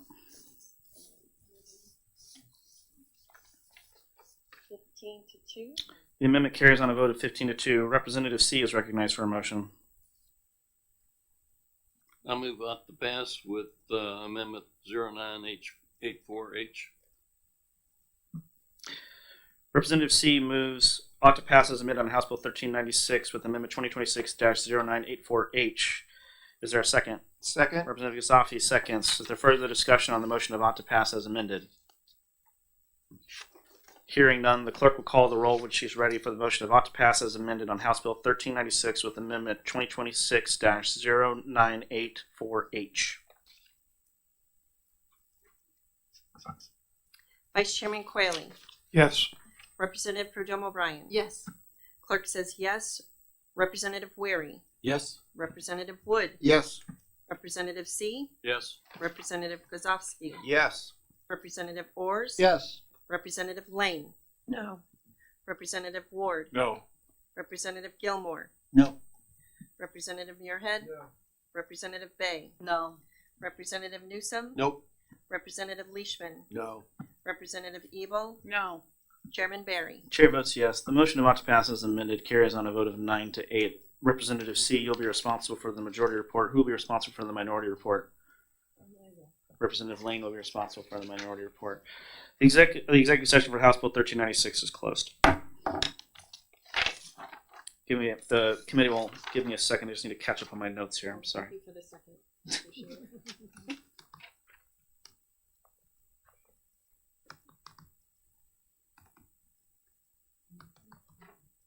Taking notes in triplicate over here now.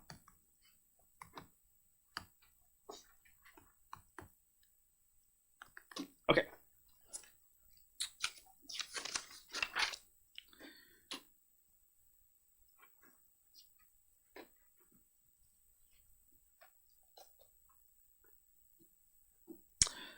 We'll open the executive session for House Bill 590 relative to cooperative school district board elections. This bill was recommitted to us. The amendment was never adopted on the floor of the House, so it's still in its original form. So I'm going to move on to pass on House Bill 590. Is there a second? Representative Quayle. I second that. Thank you. Representative Quayle seconds the motion. I'm going to remove Amendment 2025-2934H to House Bill 590. Is there a second? Second. This is the same amendment that we passed last time that the committee adopted and put on, and then went to the floor, and then we recommitted. So is there further discussion on the amendment that this committee's previously adopted? Is there any objection to the committee readopting the amendment by a voice vote? Hearing none. All in favor of adopting Amendment 2025-2934H to House Bill 590 say aye. All opposed say no. The ayes have it. I'll move ought to pass as amended on House Bill 590 with Amendment 2025-2934H. Is there a second? Second. We're now in discussion of the motion of ought to pass as amended on House Bill 590. Is there discussion? Representative Lane, you're recognized. I was not here when we did this. It was in September. So it came in. My recollection is, and I did watch the tape, is that it came in and didn't really have a lot of discussion or a public hearing or anything. Now maybe I'm misremembering, but we still haven't had it. And part of the reason it was recommitted was for that reason, is that there was no public hearing and nobody really spoke about the pros and cons and why we needed this bill.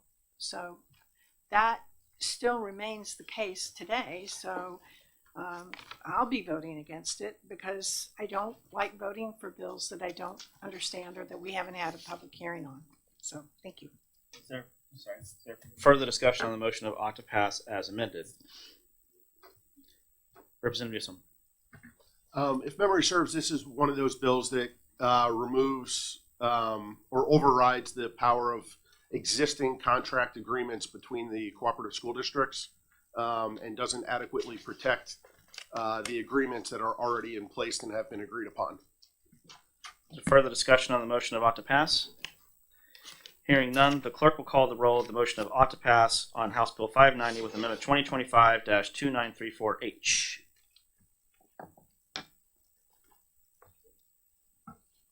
Vice Chairman Quayle. Yes. Representative Perdomo Bryan. Yes. Clerk says yes. Representative Wary. Yes. Representative Wood. Yes. Representative C. Yes. Representative Kozowski. Oh, thank you.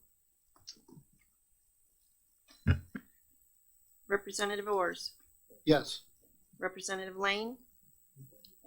No. Representative Ward. No. Representative Gilmore. No. Representative Muirhead. No. Representative Bay. No. Representative Newsom. No. Representative Leishman. No. Representative Ebel. No. And Chairman Barry. Chair votes no. The motion fails without a majority. We're standing in recess for 5 minutes. Connie, just let you know. I'm going to go get Jim back, and then I'm going to recommit the vote. Wait, you're going to recommit? No, I'm not going to recommit. I'm going to Reconsider.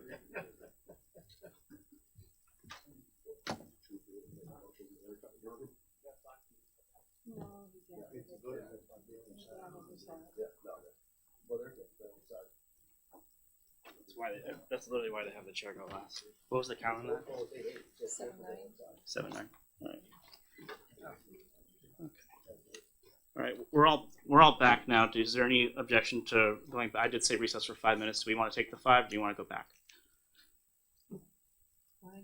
Okay, we'll go back. So we're back. All right. Having voted on the prevailing side of the motion of ought to pass as amended, I would like to, reconsider the motion of ought to pass as amended on House Bill 590. Is there a second? I'll second that. The motion is seconded. We're now back on. I think we have to vote. We have to vote to reconsider. So the motion is to reconsider. Is there discussion on the motion to reconsider? Hearing none. I don't think we'll take a roll call just in case we have to roll call it, just to be safe, because I'm in uncharted territory. The clerk will take the roll on the motion to reconsider the motion of ought to pass as amended on House Bill 590.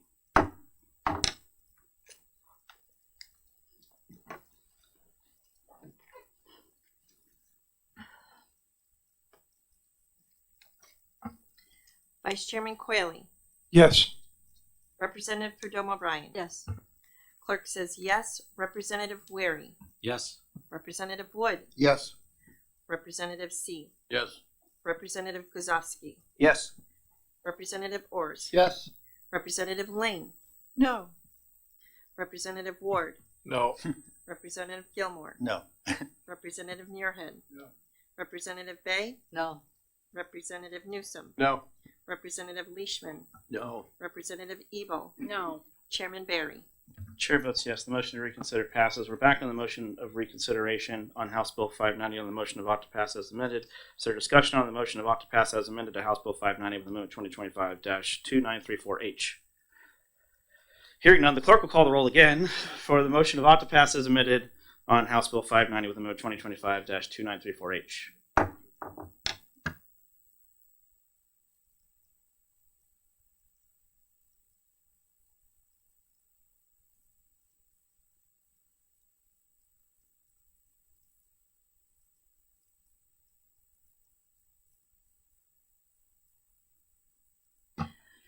Vice Chairman Quayle, Yes. Representative Prudhomme O'Brien, Yes. Clerk says yes. Representative Wary, Yes. Representative Wood, Yes. Representative Seat, Yes. Representative Kozowski, Yes. Representative Ors, Yes. Representative Lane, No. Representative Ward, No. Representative Gilmore, No.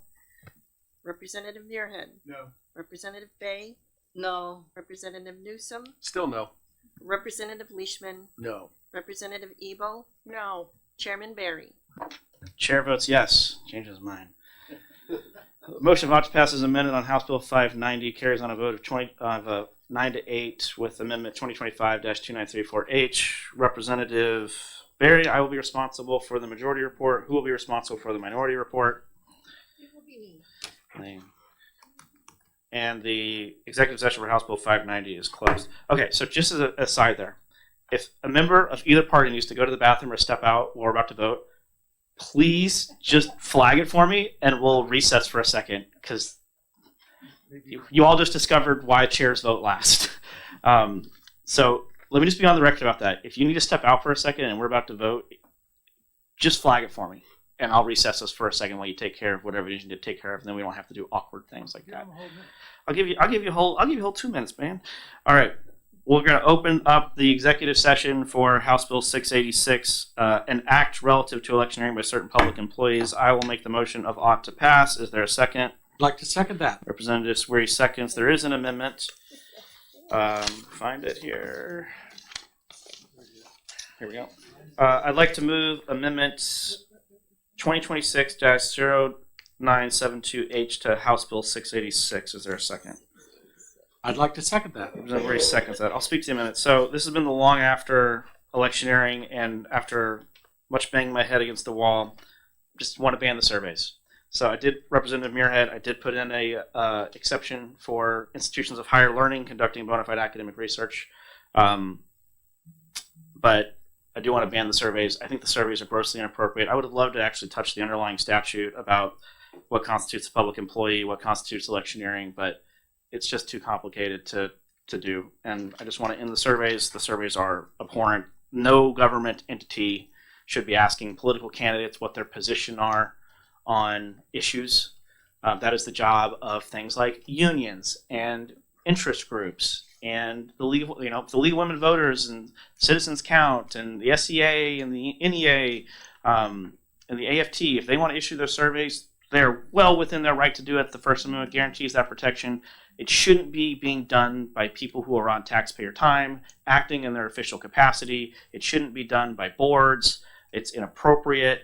When they're in their capacity as a public employee, they need to be completely neutral in the election. And asking candidates where they biased, especially biased questions, any question, just so we're clear, but biased questions, is electioneering, and it needs to be explicitly banned because apparently the DOJ has a different reading of the existing statute than I do. So that's what the amendment does. It leaves sections 1, 2, and 3 is unchanged. That is existing statute. So before somebody says it's a misdemeanor, it's currently a misdemeanor. That's the existing statute. The only addition here is section 4: no public body or public employee, while acting in an official capacity, shall conduct, sponsor, any survey, poll, or questionnaire concerning candidates, political parties, ballot measures, or policies reasonably anticipated to be submitted to voters.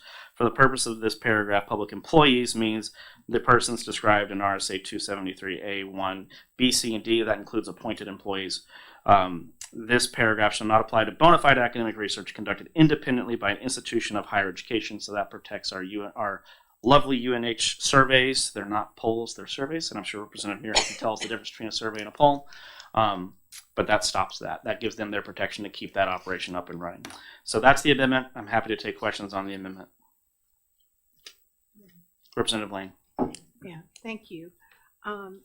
So you and I have had some conversations. I had recalled that this bill in one form or another had been vetoed, and I think it was part of SB 213. Yes. So I'll get to, do we have a question? Yeah. Okay.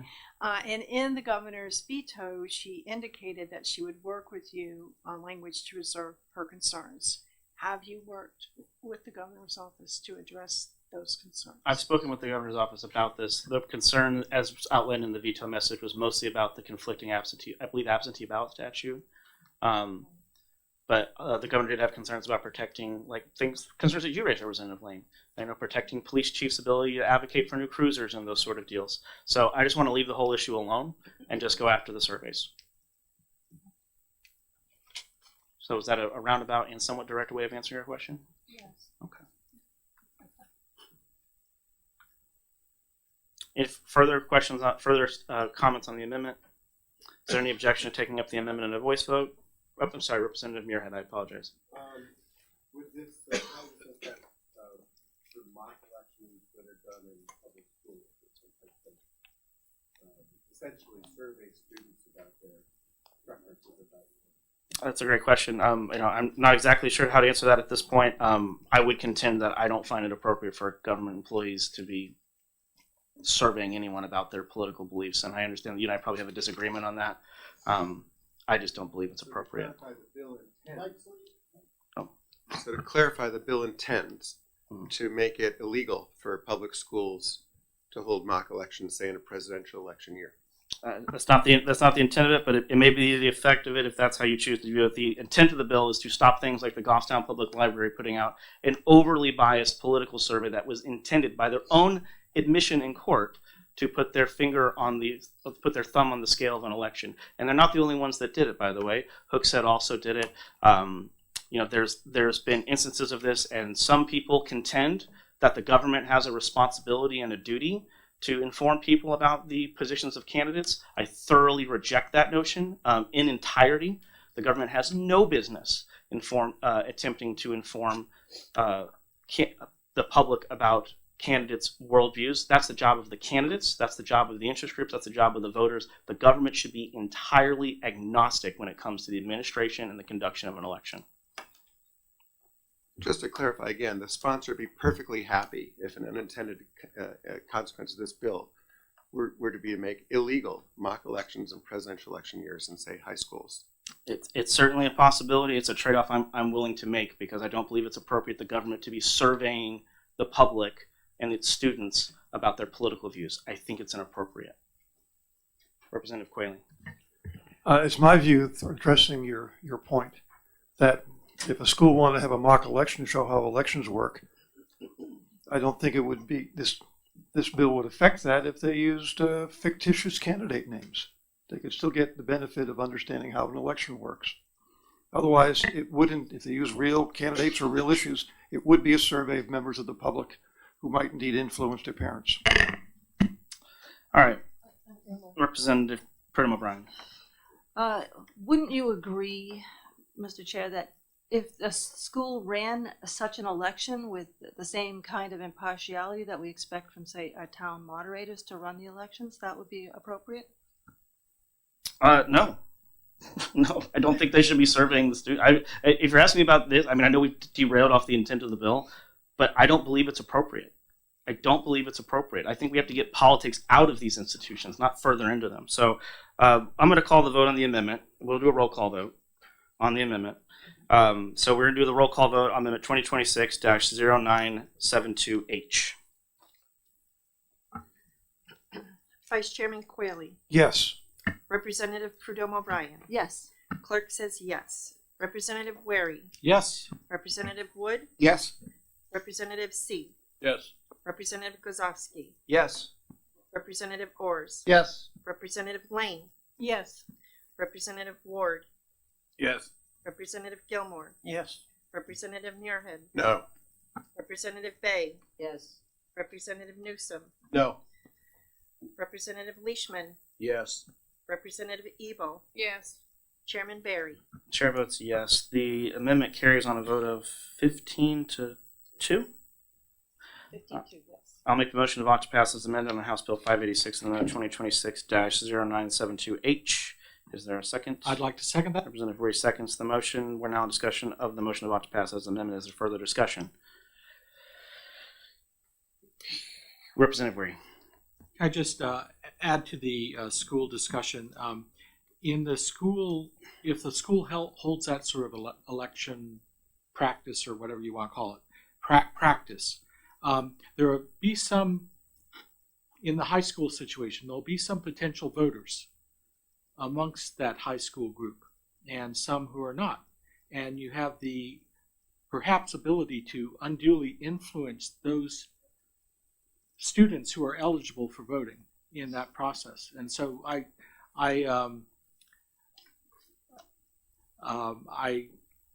think that I would agree with the chair's position that it should be agnostic and without any influence on any potential voter. So further discussion on the motion to vote to pass as amended. Hearing none, the clerk will call the roll on the motion to vote to pass as amended on House Bill 686 and amendment 2026-0972H. Vice Chairman Quayle. Yes. Representative Prudhomme O'Brien. Yes. Clerk says yes. Representative Wary. Yes. Representative Wood. Yes. Representative C. Yes. Representative Kozowski. Yes. Representative Ors. Yes. Representative Lane. No. Representative Ward. No. Representative Gilmore. No. Representative Muirhead. No. Representative Bay. No. Representative Newsom. No. Representative Leishman. No.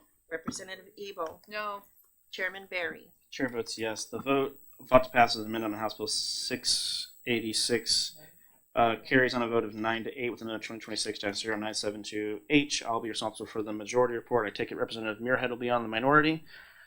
Yes. Yep, that's a good guess. A lot of those this year. Okay, the executive session for House Bill 686 is closed. Okay, let's go through the list here.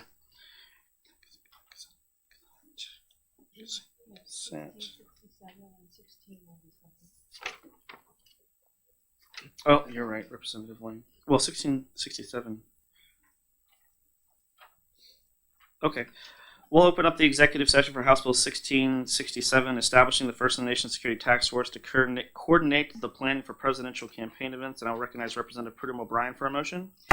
Yes, I'd like to pass. I move to pass on this, and I have an amendment. Representative Prudhomme O'Brien moves ought to pass on House Bill 1667. I'd like to second that. And Representative Wary seconds it. Representative Prudhomme O'Brien has an amendment. Representative Prudhomme O'Brien, would you like to move your amendment?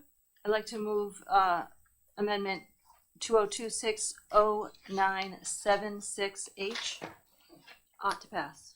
Representative Prudhomme O'Brien moves amendment 2026-0976H to House Bill 1667. Is there a second? I'd like to second that. Representative Wary seconds. We're now in discussion of the amendment. Representative Prudhomme O'Brien, would you like to speak to your amendment?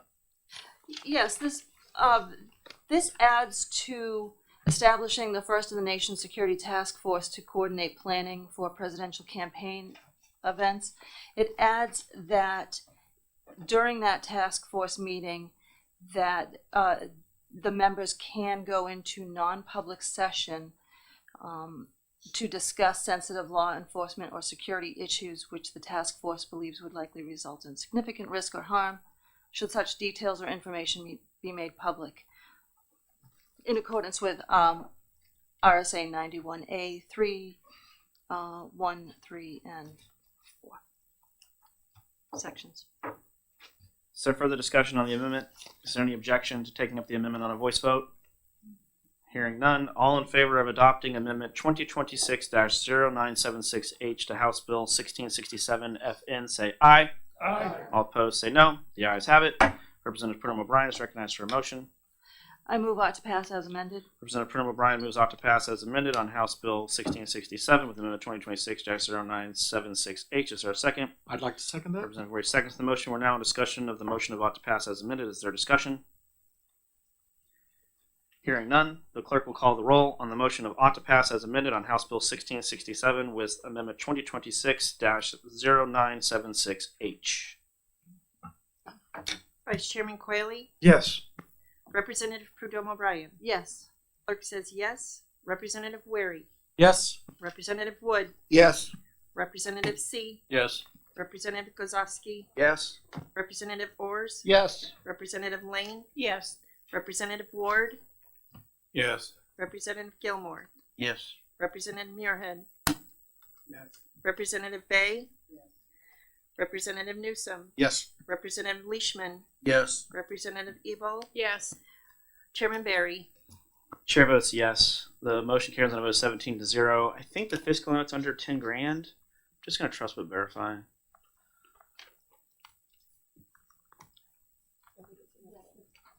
The fiscal impact does mention that.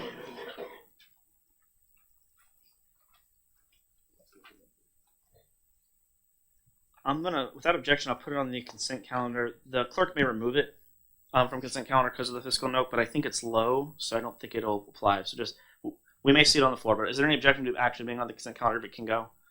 Hearing none to be placed on the consent calendar, the executive session for House Bill 1667 is closed. Oh, Representative Purnam O'Brien is writing the report.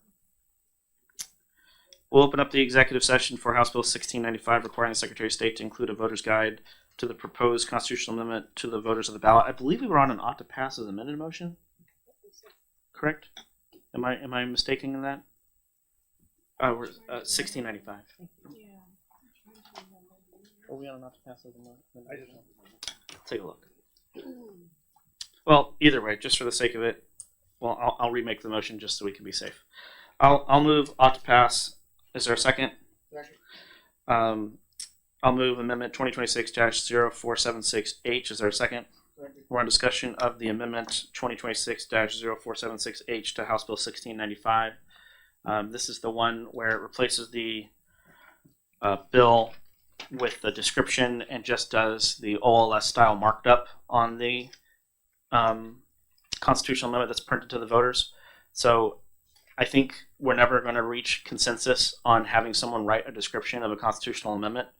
I just think we're ever going to get there. It's always going to be a question of who's writing it and are they ever possible be able to be truly neutral. I do think the amendment is a truly neutral way to do it, where it's just straight up, we're bolding what's new, we're striking out what's being removed, and we let the voters decide from there. I do think it's better than what we have now, which is where they just print the amendment. So I do think it's an improvement. I know it's not exactly what the original sponsors of the bill wanted, but I do think it's a step in the right direction. Further discussion on the amendment. Representative Lane. Thank you. I know that this seems on its face like a simple bill, but I've learned it's no such thing as a simple bill. So the problem is that both the Secretary of State and the people who came to me to ask me to sponsor the bill feel that the strikeouts are confusing and the strikeout and the bold are confusing. We are used to looking at that, but not everybody is, and they think that it will be confusing for people. And I'm quite frankly torn because I don't like what we have now, and there have been problems with it. But I don't know. I just don't know if we're passing something that's going to be really confusing. And I guess the only way to find out is if we do a road test. So I don't know. And I'm the sponsor, and I'm still debating about what I want to do with this. But I appreciate the fact that we also have passed a bill that's going to put it on but it's just the wording of the amendment on the website, but it doesn't give any guidance. And I think it was a compromise. We were trying to say what it would do if the bill passed and what it would do if the bill failed. And we thought that was straightforward enough.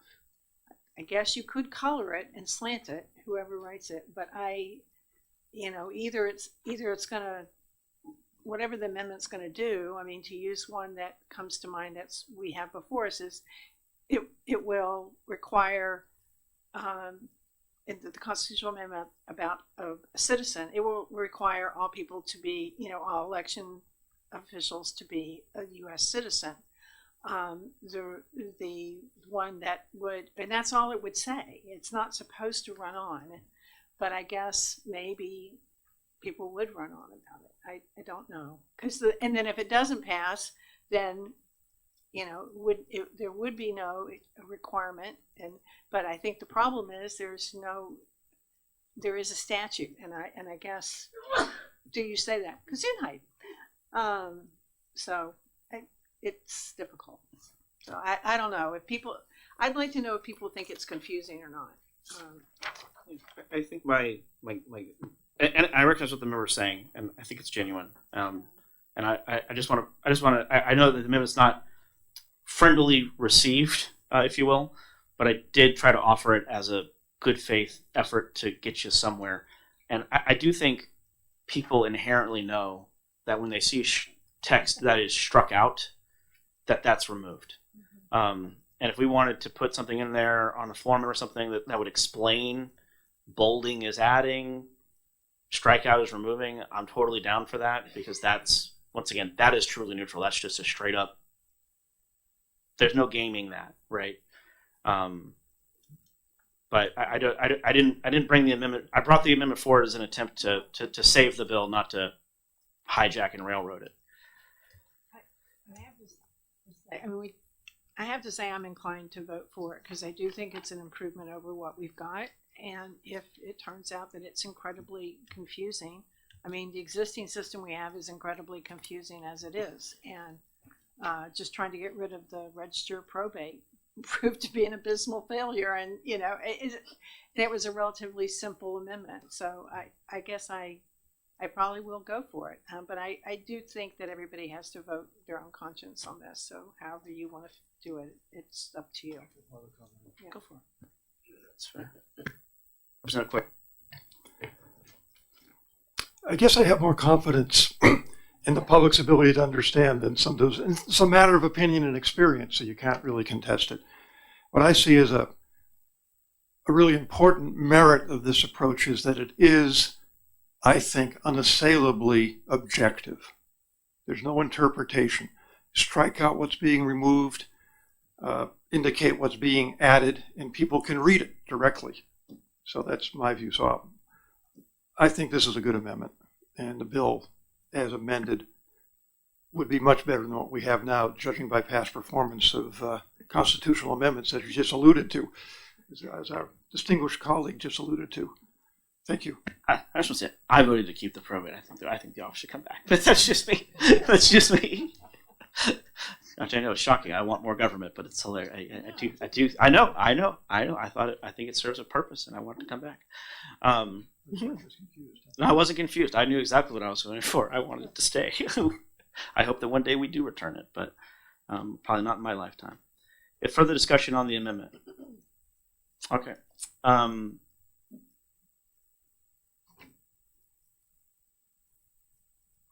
debating on if we want to do a roll call or not. Do members want a roll call on this? Just survey the room real fast. On the amendment. Okay. We'll do a voice vote on the amendment. All in favor of adopting Amendment 2026-0476H, say aye. Aye. All opposed say no. Well, that's easy. The ayes have it. I'll make the motion of ought to pass as amended on 2026-0476H. Is there a second? Representative Wood seconds. We're on discussion of ought to pass as amended. Is there discussion on the motion of ought to pass as amended on House Bill 1695? Hearing none, the clerk will call the roll on the motion of ought to pass as amended on House Bill 1695 with Amendment 2026-0476H. Vice Chairman Quayle. Yes. Representative Perdomo O'Brien. Yes. Clerk says yes. Representative Weary. Yes. Representative Wood. Yes. Representative C. Yes. Representative Kozowski. Yes. Representative Ors. Yes. Representative Lane. Yes. Representative Ward, Yeah. Representative Gilmore, Yes. Representative Muirhead, No. Representative Bay, Yes. Representative Newsom, Yes. Representative Leishman, Yes. Representative Evil, Yes. Chairman Barry. Chair votes yes. The motion carries on a vote of 16-1. Representative Muirhead, any objection to the bill being placed on the consent calendar? No. The bill will be placed on consent calendar. I was going to offer it to you if you wanted to. Okay. Representative Lane will be responsible for the majority report. The executive session for House Bill 1695 is closed. Okay, I think. Well, I don't know. To be fair, I don't know the outcome of every vote. But I think the remaining bills are likely to be consent. If we can just do a quick check here. 1223, 1234, 1247, 1266, 1325, and 1342. Yep. Sure. Representative Lane. I guess what I'm offering is do your subs want to leave, or because I believe the we have left is likely to be consent calendar. Obviously, the Republican do not have any subs, so I'm just it's more of a courtesy for your team than it is mine. I guess, so 1325 is one of them? Yes, ma'am. No, I think, Okay. okay. Be right back. Be right back. See, time to vote. Too soon. Too soon. Too soon. Too soon. Too soon. I was gonna say, When you start timing, you said 2 minutes. Do you want to see the titles? Does that help you? No, I Okay, you got them. here. Okay. I was gonna say, the rest of them are gonna be consent votes, so if you would like to. I mean, I know we're just loads of fun, but. Once it's up to you. I'm just basically for our subs, so you know, Yeah. if the rest of them are going to be consent, basically the working agreement I have with the ranking member is that there's no other. They're not going to call up any other votes. So the only thing left would be the consent calendar votes. That's the agreement that I have with the ranking member. So basically, if you're trying to jump in on like what's happening here, I'm basically trying to confirm with the ranking member that that's what's happening, and that the ranking member does not need her substitutes anymore. You're welcome to stay. But you're welcome to stay. You're entitled to stay. Okay. Okay. Okay. All right. So we'll. Well, we do have Representative Muirhead outside, but Representative, are you okay to move on without him being here, or do you want to wait till Representative Muirhead returns?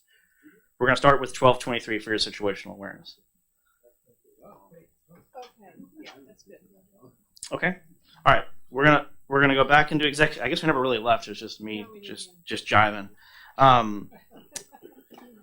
We'll open the executive session for House Bill 1223 relative to the moderator's authority to verify the device count during an election, and I recognize Representative Weary for the purpose of the motion.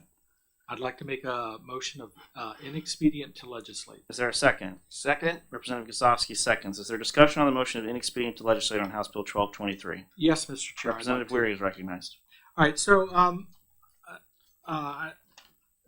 the bill sought to allow moderators to do a manual hand count verification of a machine count of a single race following the close of the polls on Election Day. So proponents of the bill assert that the moderator has the authority to verify a machine count by performing a simple manual verification of the ballot counting device. This is deemed important because the pre-election testing of the machines only use a sample of approximately 200 ballots and do not test the ballot counting device at the quantity of voters experienced on the election day. Proponents also note that this practice had been performed in prior elections by some moderators without any concerns. In contrast, others have expressed concerns about the bill that performing this activity during primary and general elections would constitute a recount, which is the responsibility of the Secretary of State's office under RSA 665:5. Concerns were expressed about the potential inaccuracies of a manual hand count when performed at the end of a lengthy election day. It was further speculated that when performing such an activity in an arbitrary manner, that is, at the discretion of the moderator, that the seemingly subjective nature of this verification could undermine confidence in the election results. It's also noted that over the past few years, provisions have been made for the Secretary of State's office to conduct post-election audits as an added means of ensuring election integrity, and that this verification potentially conflicts with the post-election audit effort. So those are kind of the pros and cons of this. Additionally, after further research, the issue seems to be more complex because of potential conflicts between the New Hampshire Constitution and the RSA. Part 2, Article 32 of the New Hampshire Constitution grants the authority to the moderator to govern the meetings for elections and to, quote, sort and count the said votes and make the public declaration thereof, unquote. However, under RSA 656:40 adoption, it states, the mayor and aldermen of any city or the selectmen of any town may authorize the use of ballot counting devices, and there's other references in the RSA under 656:43 as well.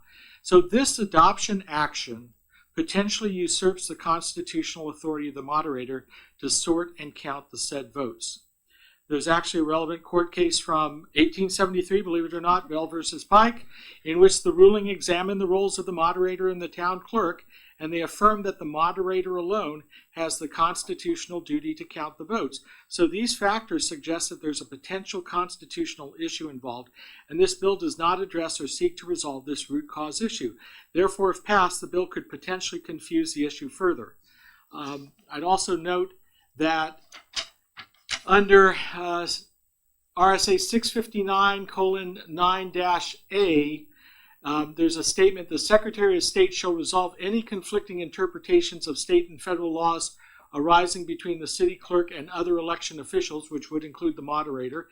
Therefore, that RSA statement would seem to trump, or affirm that the Secretary of State gets to decide in this matter, even though it might be conflicting with the constitutional issue. So there are multiple problems here. So I think if the bill was passed, this would just add further to the confusion. I think this is a more complex issue than first addressed by the bill. I think it needs to be further examined. I also want to mention that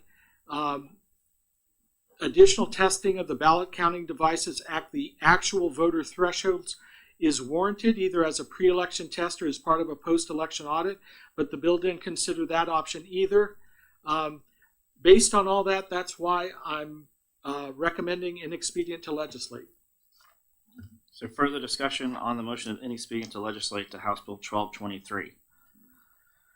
Hearing none, the clerk will call the roll of the motion of inexpedient to legislate on House Bill 1223. Vice Chairman Quayle. Yes. Representative Prudhomme O'Brien. Yes. Clerk says yes. Representative Wary. Yes. Representative Wood. Yes. Representative C. Yes. Representative Kozowski. Yes. Representative Orrs. Yes. Representative Lane. Yes. Representative Ward. Yes. Representative Gilmore. Yes. Representative Muirhead. Representative Bay. Yes. Representative Newsom. Yes. Representative Leishman. Yes. Representative Evo. Yes. Chairman Barry. Chair votes yes. The motion of inexpedient to legislate on House Bill 1223 carries a vote of 17-0. Is there any objection to the bill being placed on the consent calendar? Hearing none, the bill will be placed on the consent calendar. Representative Weary, you'll be responsible for the committee report, and I imagine I know what it says. Yes. The executive session for House Bill 1223 is closed. We'll open up the executive session for House Bill 1234, identifying certain district offices as incompatible for the purposes of school district elections, and I recognize Representative Lane for a motion. I move ought to pass. Representative Lane moves ought to pass on House Bill 1234. Is there a second? Representative Weary seconds the bipartisan second, our first one of the day. Oh, you did? Okay. Oh, I'm sorry. Representative Newsom seconds it. You guys can arm wrestle over it. Arm wrestle. Rock, paper, scissors. All right. I'll do a rough it. We'll do Representative Weary and keep it bipartisan on the second. I would have liked to watch either contest of rock paper scissors or arm wrestling. The Gambrel enemy would have loved both. But there aren't any amendments to this, right? I thought There there were. Are there? Oh, okay, hold on. Do we have it? I don't have it in my book, but. Murphy and Power. Please hold.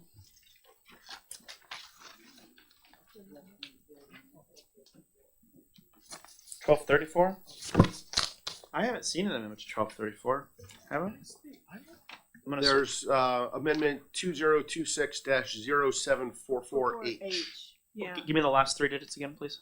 0744H. Okay, who's the sponsor of that? Murphy and Pear. Oh, so it's not from the committee. It's not from us. That's fine. We can take it up. Yeah, we just need to see it. That's the problem. She handed it out, I think, when she was giving her when she introduced the bill last week. Oh, she spoke to it. Yes. Yes. she Yes. did. Yes. Yes. Yes. Yeah, Yes. and Yes. it was Yes. to change something about budget committee. Yeah, the original draft had elected school budget committee member, which doesn't exist in statute. It's just the budget committee. Yeah. So the amendment fixes that with a statutory reference to RSA 32. You have a copy of it represented in front of you?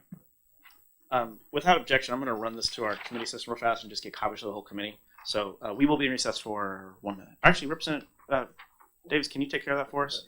Representative, woof. Ah!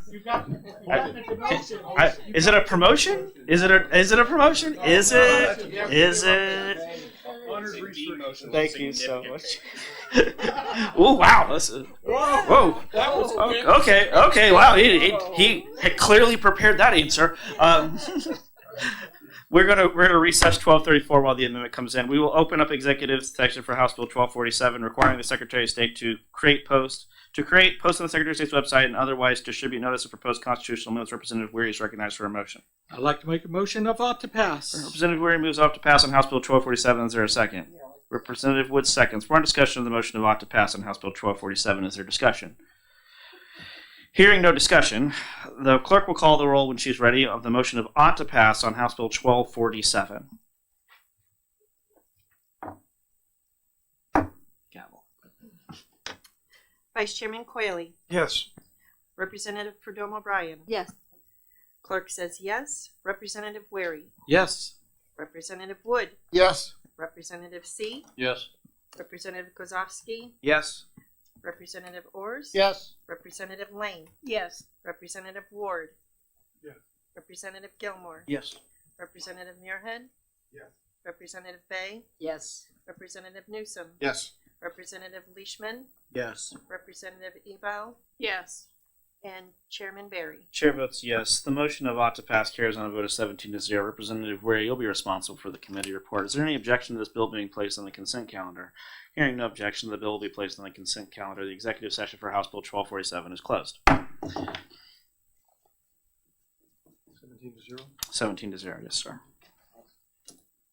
We will resume the executive session for House Bill 1234, identifying certain school districts as incompatible for the purposes of school district election. Representative Lane had moved ought to pass. Representative Lane, are you moving Amendment 2026-0744H to House Bill 1234? Yes, I am. Okay, Representative Lane is moving Amendment 2026-0744H to House Bill 1234. Is there a second? It's working its way around. Representative Weary has seconded the motion. We're now in discussion of the amendment. Representative Lane, do you have any interest in speaking to your amendment? Or not to your amendment, but to the amendment. To the amendment. Another bipartisan amendment, by the way, Murphy and Power. Right. I think it's elected. I think it's in line 5. Oh no, it's a different. Nine. 10. Okay. Yeah, where it says the advisory budget or finance committee member, and before it had said elected school budget committee member, and that was incorrect since that's not an existing position. So that language was changed. That's my understanding. Further discussion on the amendment? Hearing none, is there any objection to taking up the amendment in a voice vote? Hearing none, we'll take up the amendment in a voice vote. All in favor of adopting Amendment 2026-0744H to House Bill 1234, say aye. Aye. All opposed, say no. The ayes have it. Representative Lane is recognized for a motion. I move HB 1234 as amended by 2026-0744H as ought to pass as amended. Representative Lane moves House Bill 2034 be ought to pass as amended with Amendment 2026-0744H. Is there a second? Representative Weary seconds. No arm wrestling this time. Is there discussion on the motion of ought to pass as amended? Hearing none, the clerk will call the roll when she is ready on the motion of ought to pass as amended on House Bill 1234 with Amendment 2026-0744H. Vice Chairman Quayle. Yes. Representative Perdomo O'Brien. Yes. Clerk says yes. Representative Wary. Yes. Representative Wood. Yes. Representative C. Yes. Representative Kozowski. Yes. Representative Ors. Yes. Representative Lane. Yes. Representative Ward. Yes. Representative Gilmore. Yes. Representative Muirhead. Representative Bay. Yes. Representative Newsom. Yes. Representative Leishman. Yes. Representative Ebel. Yes. Chairman Barry. Chair votes yes. The motion of ought to pass as amended carries on a vote of 17-0. Is there any objection to this bill being placed on the consent calendar? Hearing none, the bill will be placed on consent calendar. Representative Lane, you'll be responsible for the committee report. The executive session for House Bill 1234 is closed. We will open up the executive session on House Bill 1266, allowing election moderators access to the area designated for counting votes during the performance of their duty. I recognize Representative Wood for a motion. Thank you, Mr. Chairman. I'd like to move House Bill 1266 to pass. Is there a second? Representative Quayle seconds the motion of ought to pass on House Bill 1266. Is there discussion on the motion of ought to pass? Hearing none, when the clerk is ready, the clerk will call the roll on the motion of ought to pass on House Bill 1266, allowing election moderators access to the area designated for counting votes during the performance of their duties. Vice Chairman Quayle. Yes. Representative Perdomo O'Brien. Yes. Clerk says yes. Representative Wary. Yes. Representative Wood. Yes. Representative C. Yes. Representative Kozowski. Yes. Representative Ors. Yes. Representative Lane. Yes. Representative Ward. Yes. Representative Gilmore. Yes. Representative Muirhead. Representative Bay. Yes. Representative Newsom. Yes. Representative Leishman. Yes. Representative Abel. Yes. Chairman Barry. Chair votes yes. The motion of ought to pass carries on a vote of 17-0. Is there any objection to the bill being placed on the consent calendar? Hearing none, the bill will be placed on the consent calendar. Representative Wood, you'll be responsible for the committee report. The executive session on House Bill 1266 is closed. We're going to open the executive session for House Bill 1325, enabling supervisors of the checklist to correct the checklist on any day of the week. Representative Weary is recognized for a motion. Make a motion of ought to pass? Representative Weary moves ought to pass on House Bill 1325. Is there a second? Representative Lane seconds the motion of ought to pass on House Bill 1325. Is there discussion on the motion of ought to pass on House Bill 1325? Representative Ward is recognized. Thank you. I just have one comment. I said the analysis is not what this bill actually does. Is there further discussion on the motion of ought to pass on House Bill 1325? Hearing none, the clerk will call the roll when she is ready on the motion of ought to pass on House Bill 1325, enabling supervisors checklist to correct the checklist of any day of the week. Vice Chairman Quayle. Yes. Representative Perdomo O'Brien. Yes. Clerk says yes. Representative Wary. Yes. Representative Wood. Yes. Representative C. Yes. Representative Kozowski. Yes. Representative Ors. Yes. Representative Lane. Yes. Representative Ward. Yes. Representative Gilmore. Yes. Representative Muirhead. Yes. Representative Bay. Yes. Representative Newsom. Yes. Representative Leishman. Yes. Representative Ebel. Sorry. Yes. Chairman Barry. Chair votes yes. The motion of ought to pass on House Bill 1325 carries on a vote of 17-0. Is there any objection to this bill being placed on the consent calendar? Hearing none, the bill will be placed on the consent calendar. Representative Weary, you will be responsible for the committee report. The executive session for House Bill 1325 is closed. We'll open up our final bill for the day. We'll open the executive session for House Bill 1342, restricting access to certain info relative to voters subject to the Uniformed Overseas Citizens Absentee Voting Act. We will recognize Representative Lane for a motion.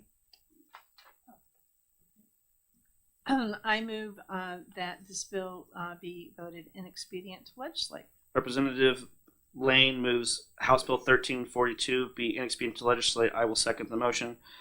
Is there discussion on the motion of inexpedient to legislate on House Bill 1342? Hearing none, the clerk will call the roll when she's ready on the motion of inexpedient to legislate on House Bill 1342, restricting access to certain info relative to voters subject to the Uniform and Overseas Citizens Absentee Voting Act.